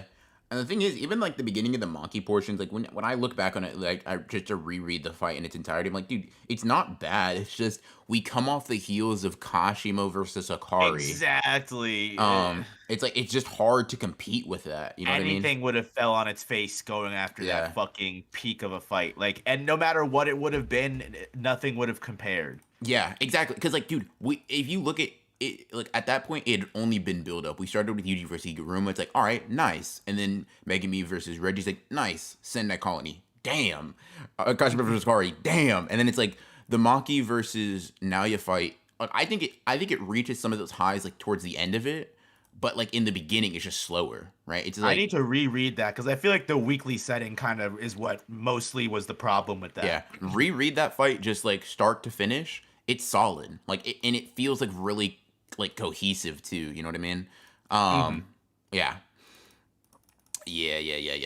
Someone asked us, I don't know if you want to stick to just Jujutsu Kaisen, because I know we kind of pretty much covered most that we could with the chapter. Yeah, I mean, someone asked what our thoughts are on the recent Bleach episodes. Bro, I've been nearly brought to tears every time a new Bleach episode comes out, bro. I'm not gonna lie to you. It's just been crazy to see. Straight like heat. Just it's like I didn't know Bleach could like look like this. You know what I mean? Like, I don't know. Like, it's just wild to see a series you enjoy so much just come back with such a fucking vengeance, like something to prove almost. I'm such like, an improvement to the source material. It's just yeah, every episode. I don't remember feeling the way I did when I first read this shit. Like watching it now, I'm like, there's so much. The stakes feel so high. Everything feels so. The despair is set in for so. I can't even describe it. Like you yeah. are completely right. It's like just maximizing Bleach to its fullest potential. Yeah, for sure. It's been looking crazy. And I mean like basically every anime this season I've been keeping up with has been hard. To be fair, that like the amount is limited. Like I haven't been keeping up with Mob. Like Mob is something I'm gonna be like I'm just binging. I can't. I think I emotionally can't handle watching that week to week. I did it season Oh, two. bro. I almost died. I was like, nah, bro. I can't do this anymore. My When did you emotion. stop watching Mob? I watched the first episode. I was like, all right, nah. Because the thing is, no, I Really? think it was either the first one or the second one. But I know that on one of the episodes I actually almost cried. Nothing crazy happened. It was just it was just a regular episode. I was like, nah, bro. I'm not built for this. I gotta binge watch it because if I see some crazy shit, because like the trailer just makes it look like some insane shit happens, Oh right? yeah. So if I'm like, if I see one of those, if one of those is like an episode under, that's it for me. I'm done. I, I will tell you that the season has made me cry at least once. yeah, I will tell you, it's so good. It's such a fucking not like cry like oh my god I'm fucking yeah, ugly crying, but like tear up man. Like yeah, like just some of the like I love Mob Psycho. It's one of the only series that it's like I really like. One just like writes his stories so well. yeah, It's the for kind sure. of like the kind of themes that he hits on, and like I just love Mob Psycho. Fucking that's a great anime this season. I've been watching. I know I've been watching fucking Blue Lock. I know you love Blue Bro, Lock. Blue Lock goes. The bro, Blue Lock's like the people like the anime and like bro, the anime coinciding with the World Cup. It was. I don't know if that was intentional. Oh, so Bro, crazy. this shit it's been so fun. Based on a true story. It's been so fun, bro. It's been because like I fuck with Blue Lock heavy. The chapters in the manga have been insane, coinciding with the anime. Like every time fucking Japan plays, bro, I just know for the next like 2 or 3 days, I'm like, yeah, we gonna be just it's just gonna be fun. Um, yeah, they were actually hitting Blue Lock goals in the world. That's what I'm saying, bro. That the edits I've been seeing, I'm like, hold on, this shit actually looks like 1-to-1. People are like, bro, Blue Lock was real. They've been training in the facilities for those 4 years. Like, I don't know, bro. I Yeah, need to read the manga for that because I see panels and they look like they go so fucking hard, dude. they do go Like hard, I really need to go and like watch that. Not watch, read it because once the anime is over, I need to watch the episode that came out yesterday. bro. The manga I just it worked just 11 hours yesterday. Crazy. yeah, damn, holy shit. Putting in the work. Yeah, they got you out here. But yeah, bro, like the manga, like just the art alone, like even outside of the fact that the story and the characters are great, like dude, the art is so fucking insane. And it just gets crazier and crazier and crazier. So yeah, Blue Lock has been one of those where I'm like, dude, it coinciding with the World Cup has it's just been making the fucking experience so much cooler, like community wise. Um, it's also been interesting, like Chainsaw Man, obviously been out here doing its thing. Um, Chainsaw Man dropped a fucking bomb the most recent yeah, episode. bro, Holy crap, dude. I yeah, was not ready for that. I was it's just like it's actually really interesting and I've been kind of considering making like maybe like a short or a video on it. Like the kind of difference, like it's such a subversion of your expectations going from the eternity fight hmm, to what the fuck just fucking happened. Cuz like yeah, the eternity fight is like yeah, like the fucking hotel and they're stuck in the infinite loop. Like it's interesting and it's a tough play, but Denji kind of turned to a chainsaw and just kind of fucks eternity up. yeah, Like literally just it becomes the perpetual motion machine and literally just destroys him. And then like you're like, okay, so like this it's gonna have gritty action and crazy enemies, but at the end of the day, Denji's still fucking him. yeah, So I'm like, okay, I'm like, this is I still fuck with this. And then you go right in the next episode where they have like the slice of life and everyone's getting to know each other and they're developing the characters and introducing Himeno and everything and their relationship. Like, okay, like this is our team, we're gonna do this. And then they fucking just drop that fucking episode. I'm like, holy fuck, I wasn't ready for this. I didn't know I was getting into this. Yeah, bro. That episode, like like I've read the manga, right? I've read it twice, so I knew it was happening. That episode, I felt like I was holding my breath the entire time. Like as soon as I'm like, man, as an anime only, bro, that shit had to be crazy. And like, Yeah. yeah, bro, it was it's quite wild. It's quite wild. Right at the end of the episode, it's just like, oh fuck, dude. I was like, we're shit.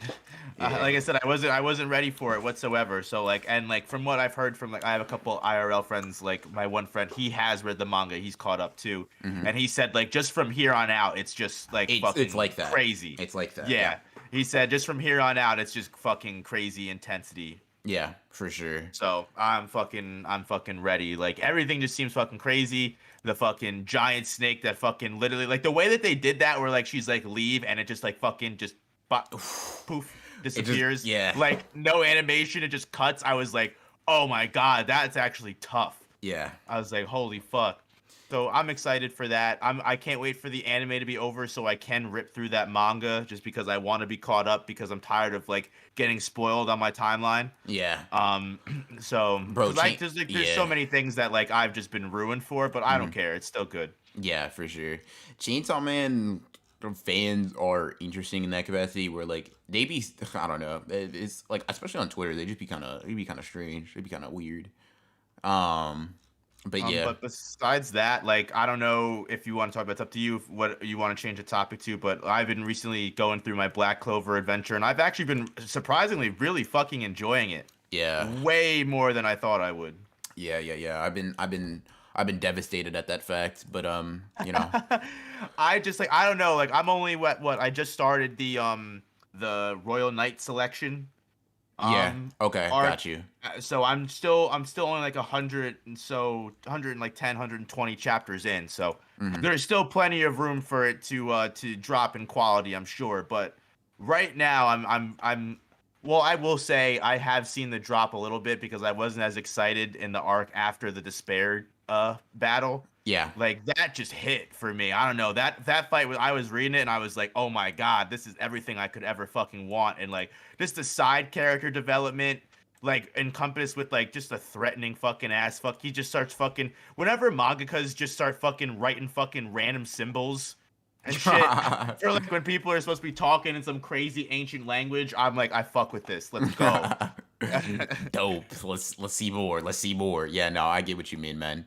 My one thing is like it's just so fucking like dude, I feel like it has no chill. Does it ever like I feel like it's like we went from one thing and then it's like, Nope. oh guys, you congratulations. Oh shit, we're being invaded. We gotta go. Yeah, it's like that. It like Black Clover does have that pace for a majority of its time, which I think it's to its benefit and its detriment. It's like it's kind of it doesn't really let you breathe and like you know, it's always it's always like action oriented. It's always exciting, but It's exhausting to binge. I could see weekly where it would do well, but like it's exhausting to come off of a big intense fight where like I loved every minute of that and I'm like, wow, I'm still fresh off the hype of that. Like I need like 2-3 chapters to like settle in and like work my way up to the next one. Like I can't like one chapter in like be like, holy shit, the Diamond Kingdom is invading and now we have a whole nother arc where everyone is gonna have a huge fight. And it's like, dude, I need to take a break.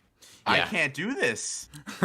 relax. Like let me breathe, bro. Let me breathe. Yeah, no, I get what you mean. I'm happy you've been like, you know, jokes aside, I've been happy you've been enjoying Black Clover. I think it's one of those series that does work pretty well in a binge. I really enjoy like. Oh, go ahead.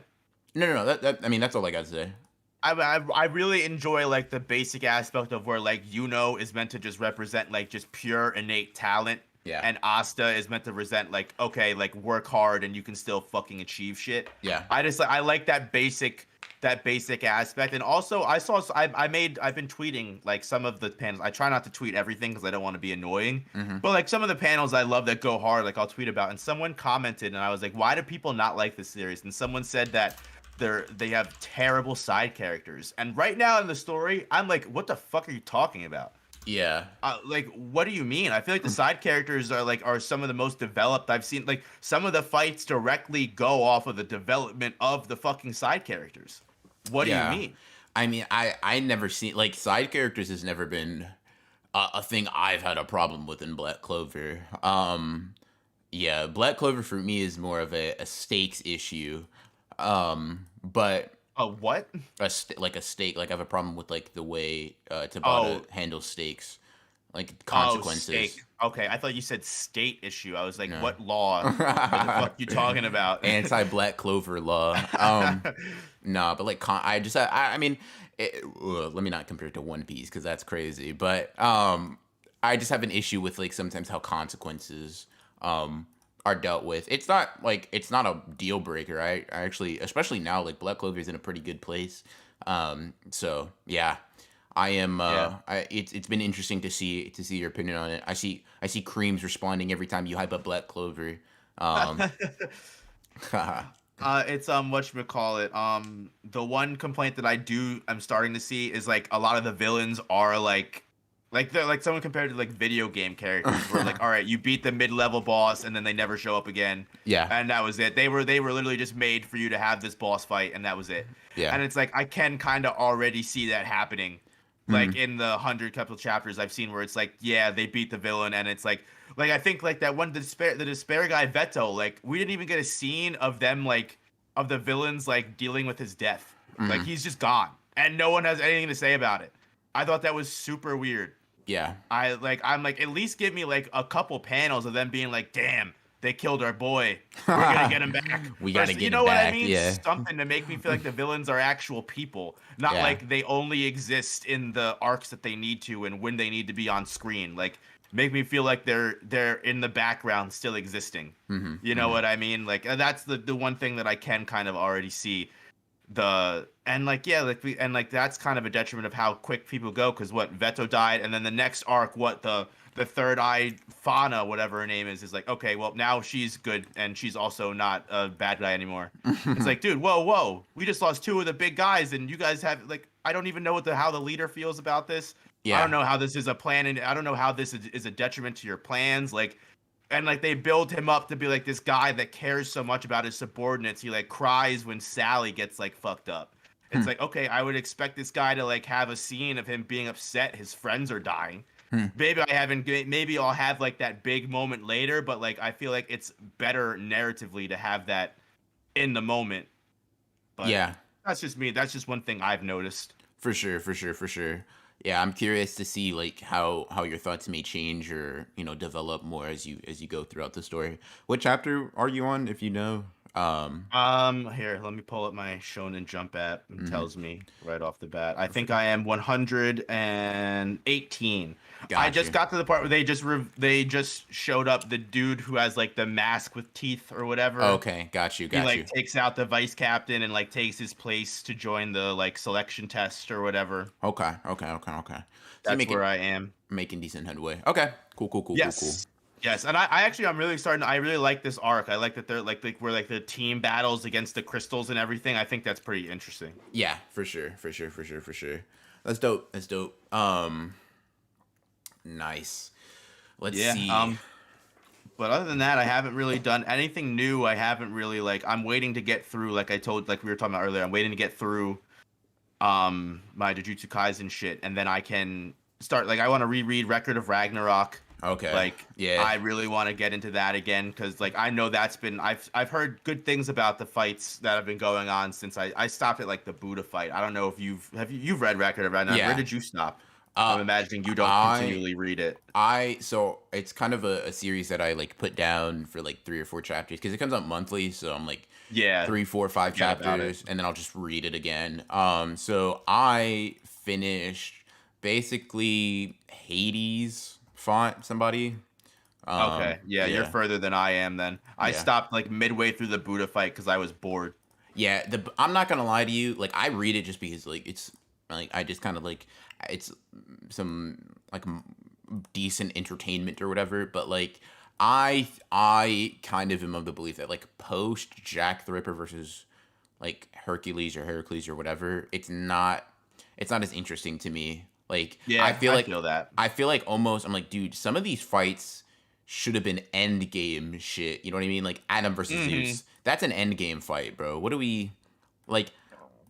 Excuse me. Unless you can keep that up the entire way through, which I don't think like I think what these future fights are showing you can't really.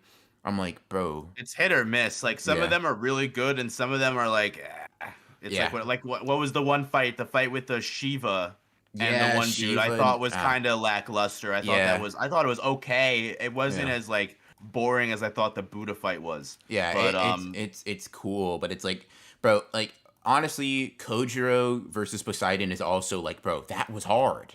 Zeus, yeah, Adam I versus have to go Zeus. back and read that one because that Yeah, one honestly isn't one of my favorites. yeah, I thought that one was kind of okay. yeah. I just I like that continuous adaptation thing. I thought that was really cool. Um, Yeah, yeah. But I think Record of Ragnarok's one of those where I'm like, dude, the you made the mistake of making the beginning portion too good. yeah, very true, very true. That is your sin. Like, you know what I mean? Someone asked, "Is Demon Slayer worth reading?" And don't you literally have a video on I that? do. I have a video called "Do Not Read Demon Slayer." Yeah, wait for the anime, my guy. I'm yeah. I am a wait for the anime type of person for Demon Slayer. Like The anime yeah. is just such an improvement. It literally like I don't think there's any capacity in which the manga beats it out because like typically like here's the thing, I'm a manga more than like anime type of person, so even if like the anime is better, I'll typically just read the manga anyways. But Demon Slayer is one of those series where I'm like, the manga, it's not that the manga doesn't have redeeming qualities, like I'm not trying to say Demon Slayer is bad, but it's like the anime just elevates it to such a high degree in every aspect that I'm like, and like I'm exaggerating a little bit, but I'd almost say like you are consuming the objectively worse version if you read it. You know what I mean? I'm like, dude, It's true. it's like, dude, it's just better. It's just better in the anime. That's all it is. I went Um, back to reread Rengoku versus Akaza that fight, and I was like, "Is that was it? yeah, that shit That is. was all I got?" That's not. It's not. It's not the same thing. Oh Like, my god! yeah, the manga is literally storyboarding for the anime. That's crazy to say. True. That's That's the craziest thing I've heard in my life. that's crazy to say. That's so wild. Um, It's true though. It's true though. People have asked if we've given Vagabond a chance. I haven't. I have. Have you? I've read like 40 chapters. I like Vagabond, right? Like, I mean, you're writing a story about a samurai, right? I'm hooked. But it's on hiatus.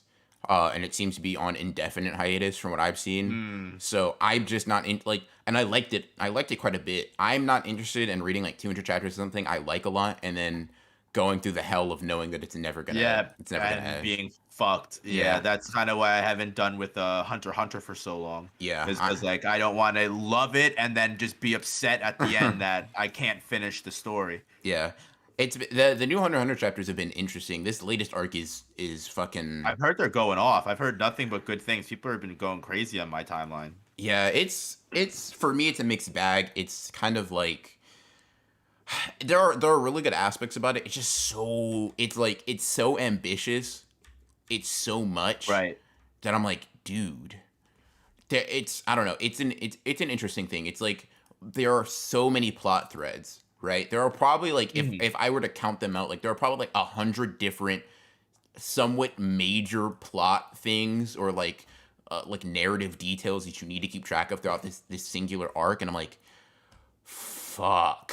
I it's just like I'm like, man, it's just a lot. Like and the problem is when you have so many like you're guaranteed to have a lot that work, right? You're guaranteed to have a lot of like threads that just go crazy, but you're also guaranteed to have a lot that like people won't care about. So it makes some chapters like, yes, this is Tagashi's in his fucking bag, and then others are like, bro, why this character? Why am I seeing a chapter about this character? I Why? feel that. I Yeah. feel that. Yeah. Yeah. Someone said Ronin can't read, so he has mixed opinions. Yeah, Hunter x Hunter fans are known for not being able to handle somebody not loving Hunter x Hunter. It's one of their core traits. They're like One Piece fans in that way. Someone said, any thoughts on Classroom of the Elite? I have not seen that series either. Shit goes hard as fuck. Really? Yeah. The anime it's gonna be whatever for most people. Okay. The light novels are kind of what I really enjoy. it's in a similar vein of like a Death Note where it's like main character's a smart manipulative person, and it's like very plot like driven, you know what I mean? Like a lot of like the main appeal is going to be like revealing shit, like kind of a mysterious vibe to it. What the fuck is it about?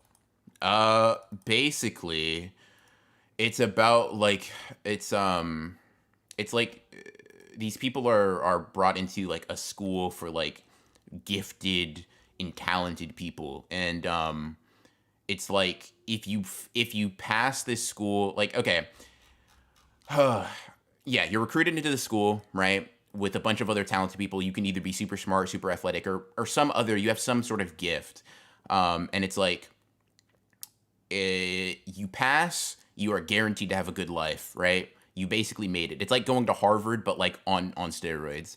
But if you fail, like if you're kicked out of the school, right, you're basically like your life's over, right? You're done. You are. It's like it's a crazy risk reward type of deal. So, the school basically puts like all of these students through like crazy types of events, and like tests and shit like that. And if you come out on the other side a graduate, you know, you won. So the main character is put in class D, which is like where the losers stay.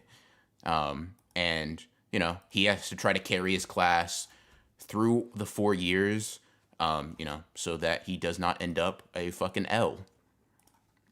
Interesting. Yeah. Okay. Yep.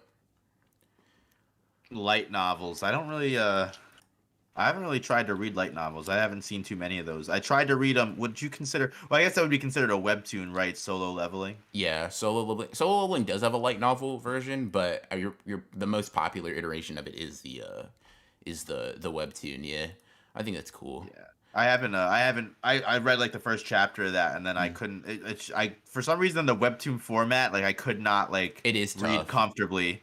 Yeah, it is tough for sure. But that's getting an anime eventually, so maybe that will be pretty tough. Yeah, I can watch that. It's definitely like, I'll just say this: it's a type of series you read,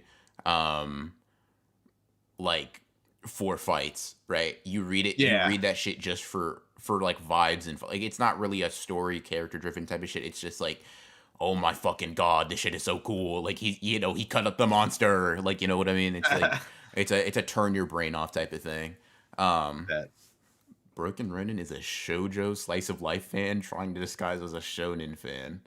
Ooh. I don't know if these are allegations I want to try to beat. I don't know. Red Shadow said, "Bro pitching Danganronpa." I literally was thinking that as you were explaining the plot of Classroom of the Elite to me. Have you watched Danganronpa? I haven't. I've seen like a couple people, like a couple YouTubers I've watched like play certain sections of it. Yeah. Game, but yeah, I haven't played the game. I tried to watch the anime.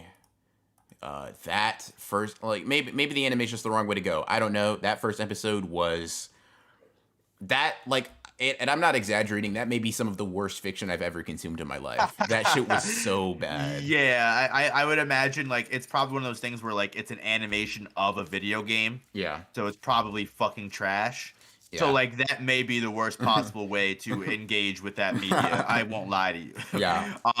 But the games are like interesting. Like it's not my personal cup of tea. Like the gameplay isn't, but the story is interesting. Where it's like they put 16 people that are basically like you have one talent. Like you are the best fucking baseball player.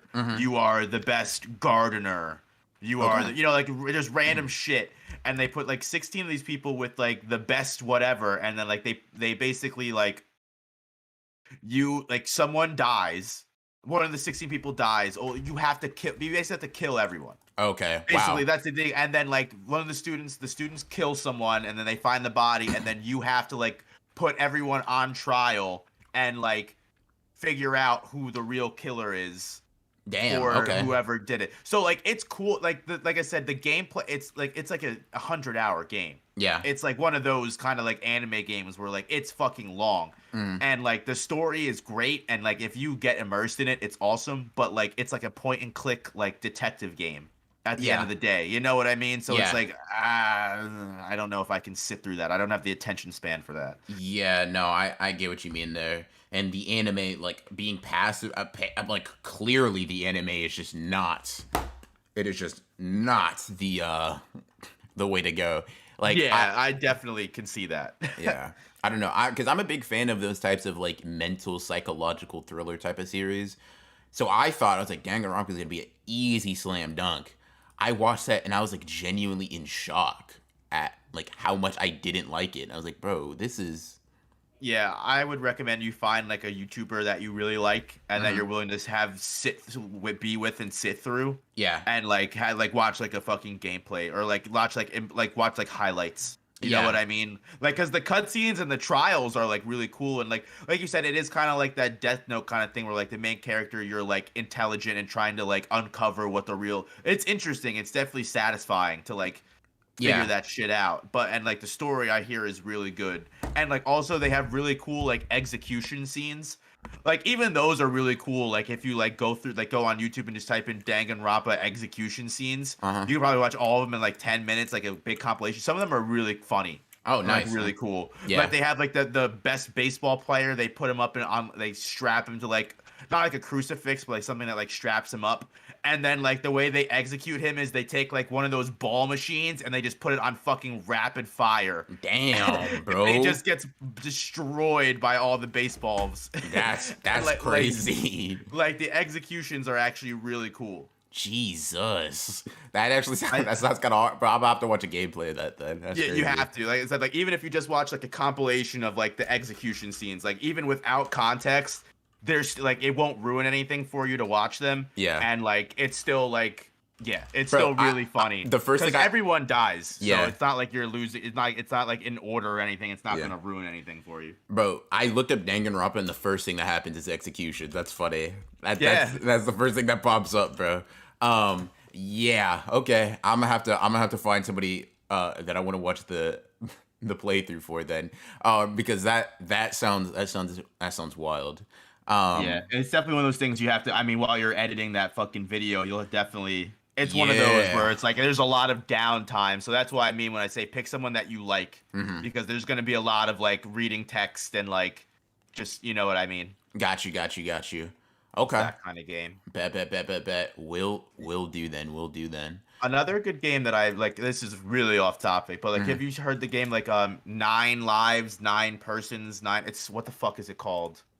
Do you know what I'm talking no, about? I'm not familiar actually. 9 lives, 9 doors, 9 hours. No, I haven't. And it's kind of it's another really good game. It's kind of like a visual novel kind of thing. Okay. Where it's like 9 people get trapped in like a ship. Uh-huh. And basically what it is everyone is marked 1 through 9. 1, 2, 3, 4, whatever. Mhm. And they're all different people from different walks of life. And they have to escape the ship. But the only way they can escape, all the doors are locked mechanically with different numbers on them. Mhm. And the only way they can unlock the door is by adding up different people's numbers to make the number for that door. Oh, okay. So like they all have to like work together, and like then like they start to like fucking like betray. It's like it's actually such a good story. Okay. Dope. That's Then. another That sounds really good interesting. thing like that. Yeah. But, yeah. We're like in the weeds here. So But we are now talking about visual. That's funny. I how did we get here?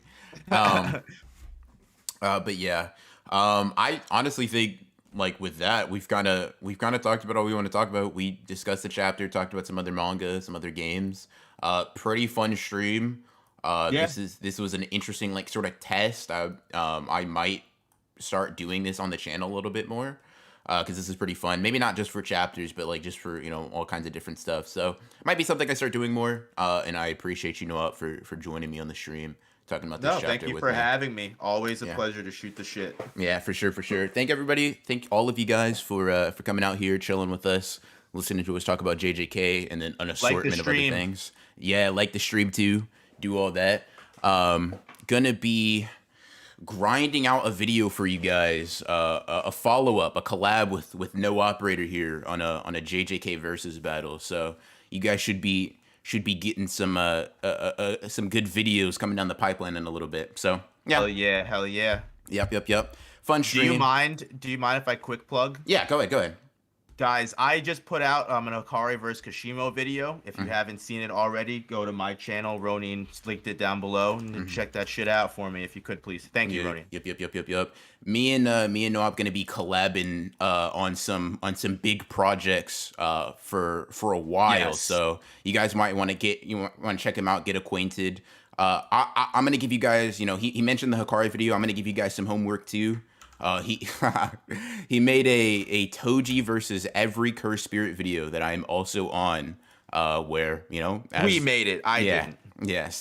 Don't sell yourself short. You know what? We pulled that shit. You spitting. But yeah, so where we're going over Toji versus every cursed spirit, and let's just say in about a week's time, there's going to be a follow up to that video on my channel. So go check that out. Do your homework. Watch the part 1. We're gonna hit you guys with the follow up to that video soon. So Yep, and if you like that format, you can definitely expect to see 10 times more of it. So if you guys have any ideas or anything you guys really want to see, shoot Ronin an idea, shoot him a comment, let him know what you guys want to see, and then maybe we'll consider doing it, because this is I think we're gonna be making some stellar content for you guys. You guys are gonna enjoy it. For sure.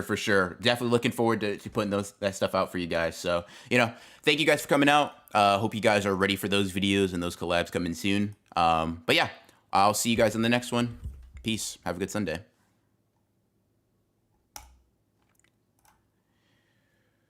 Cool.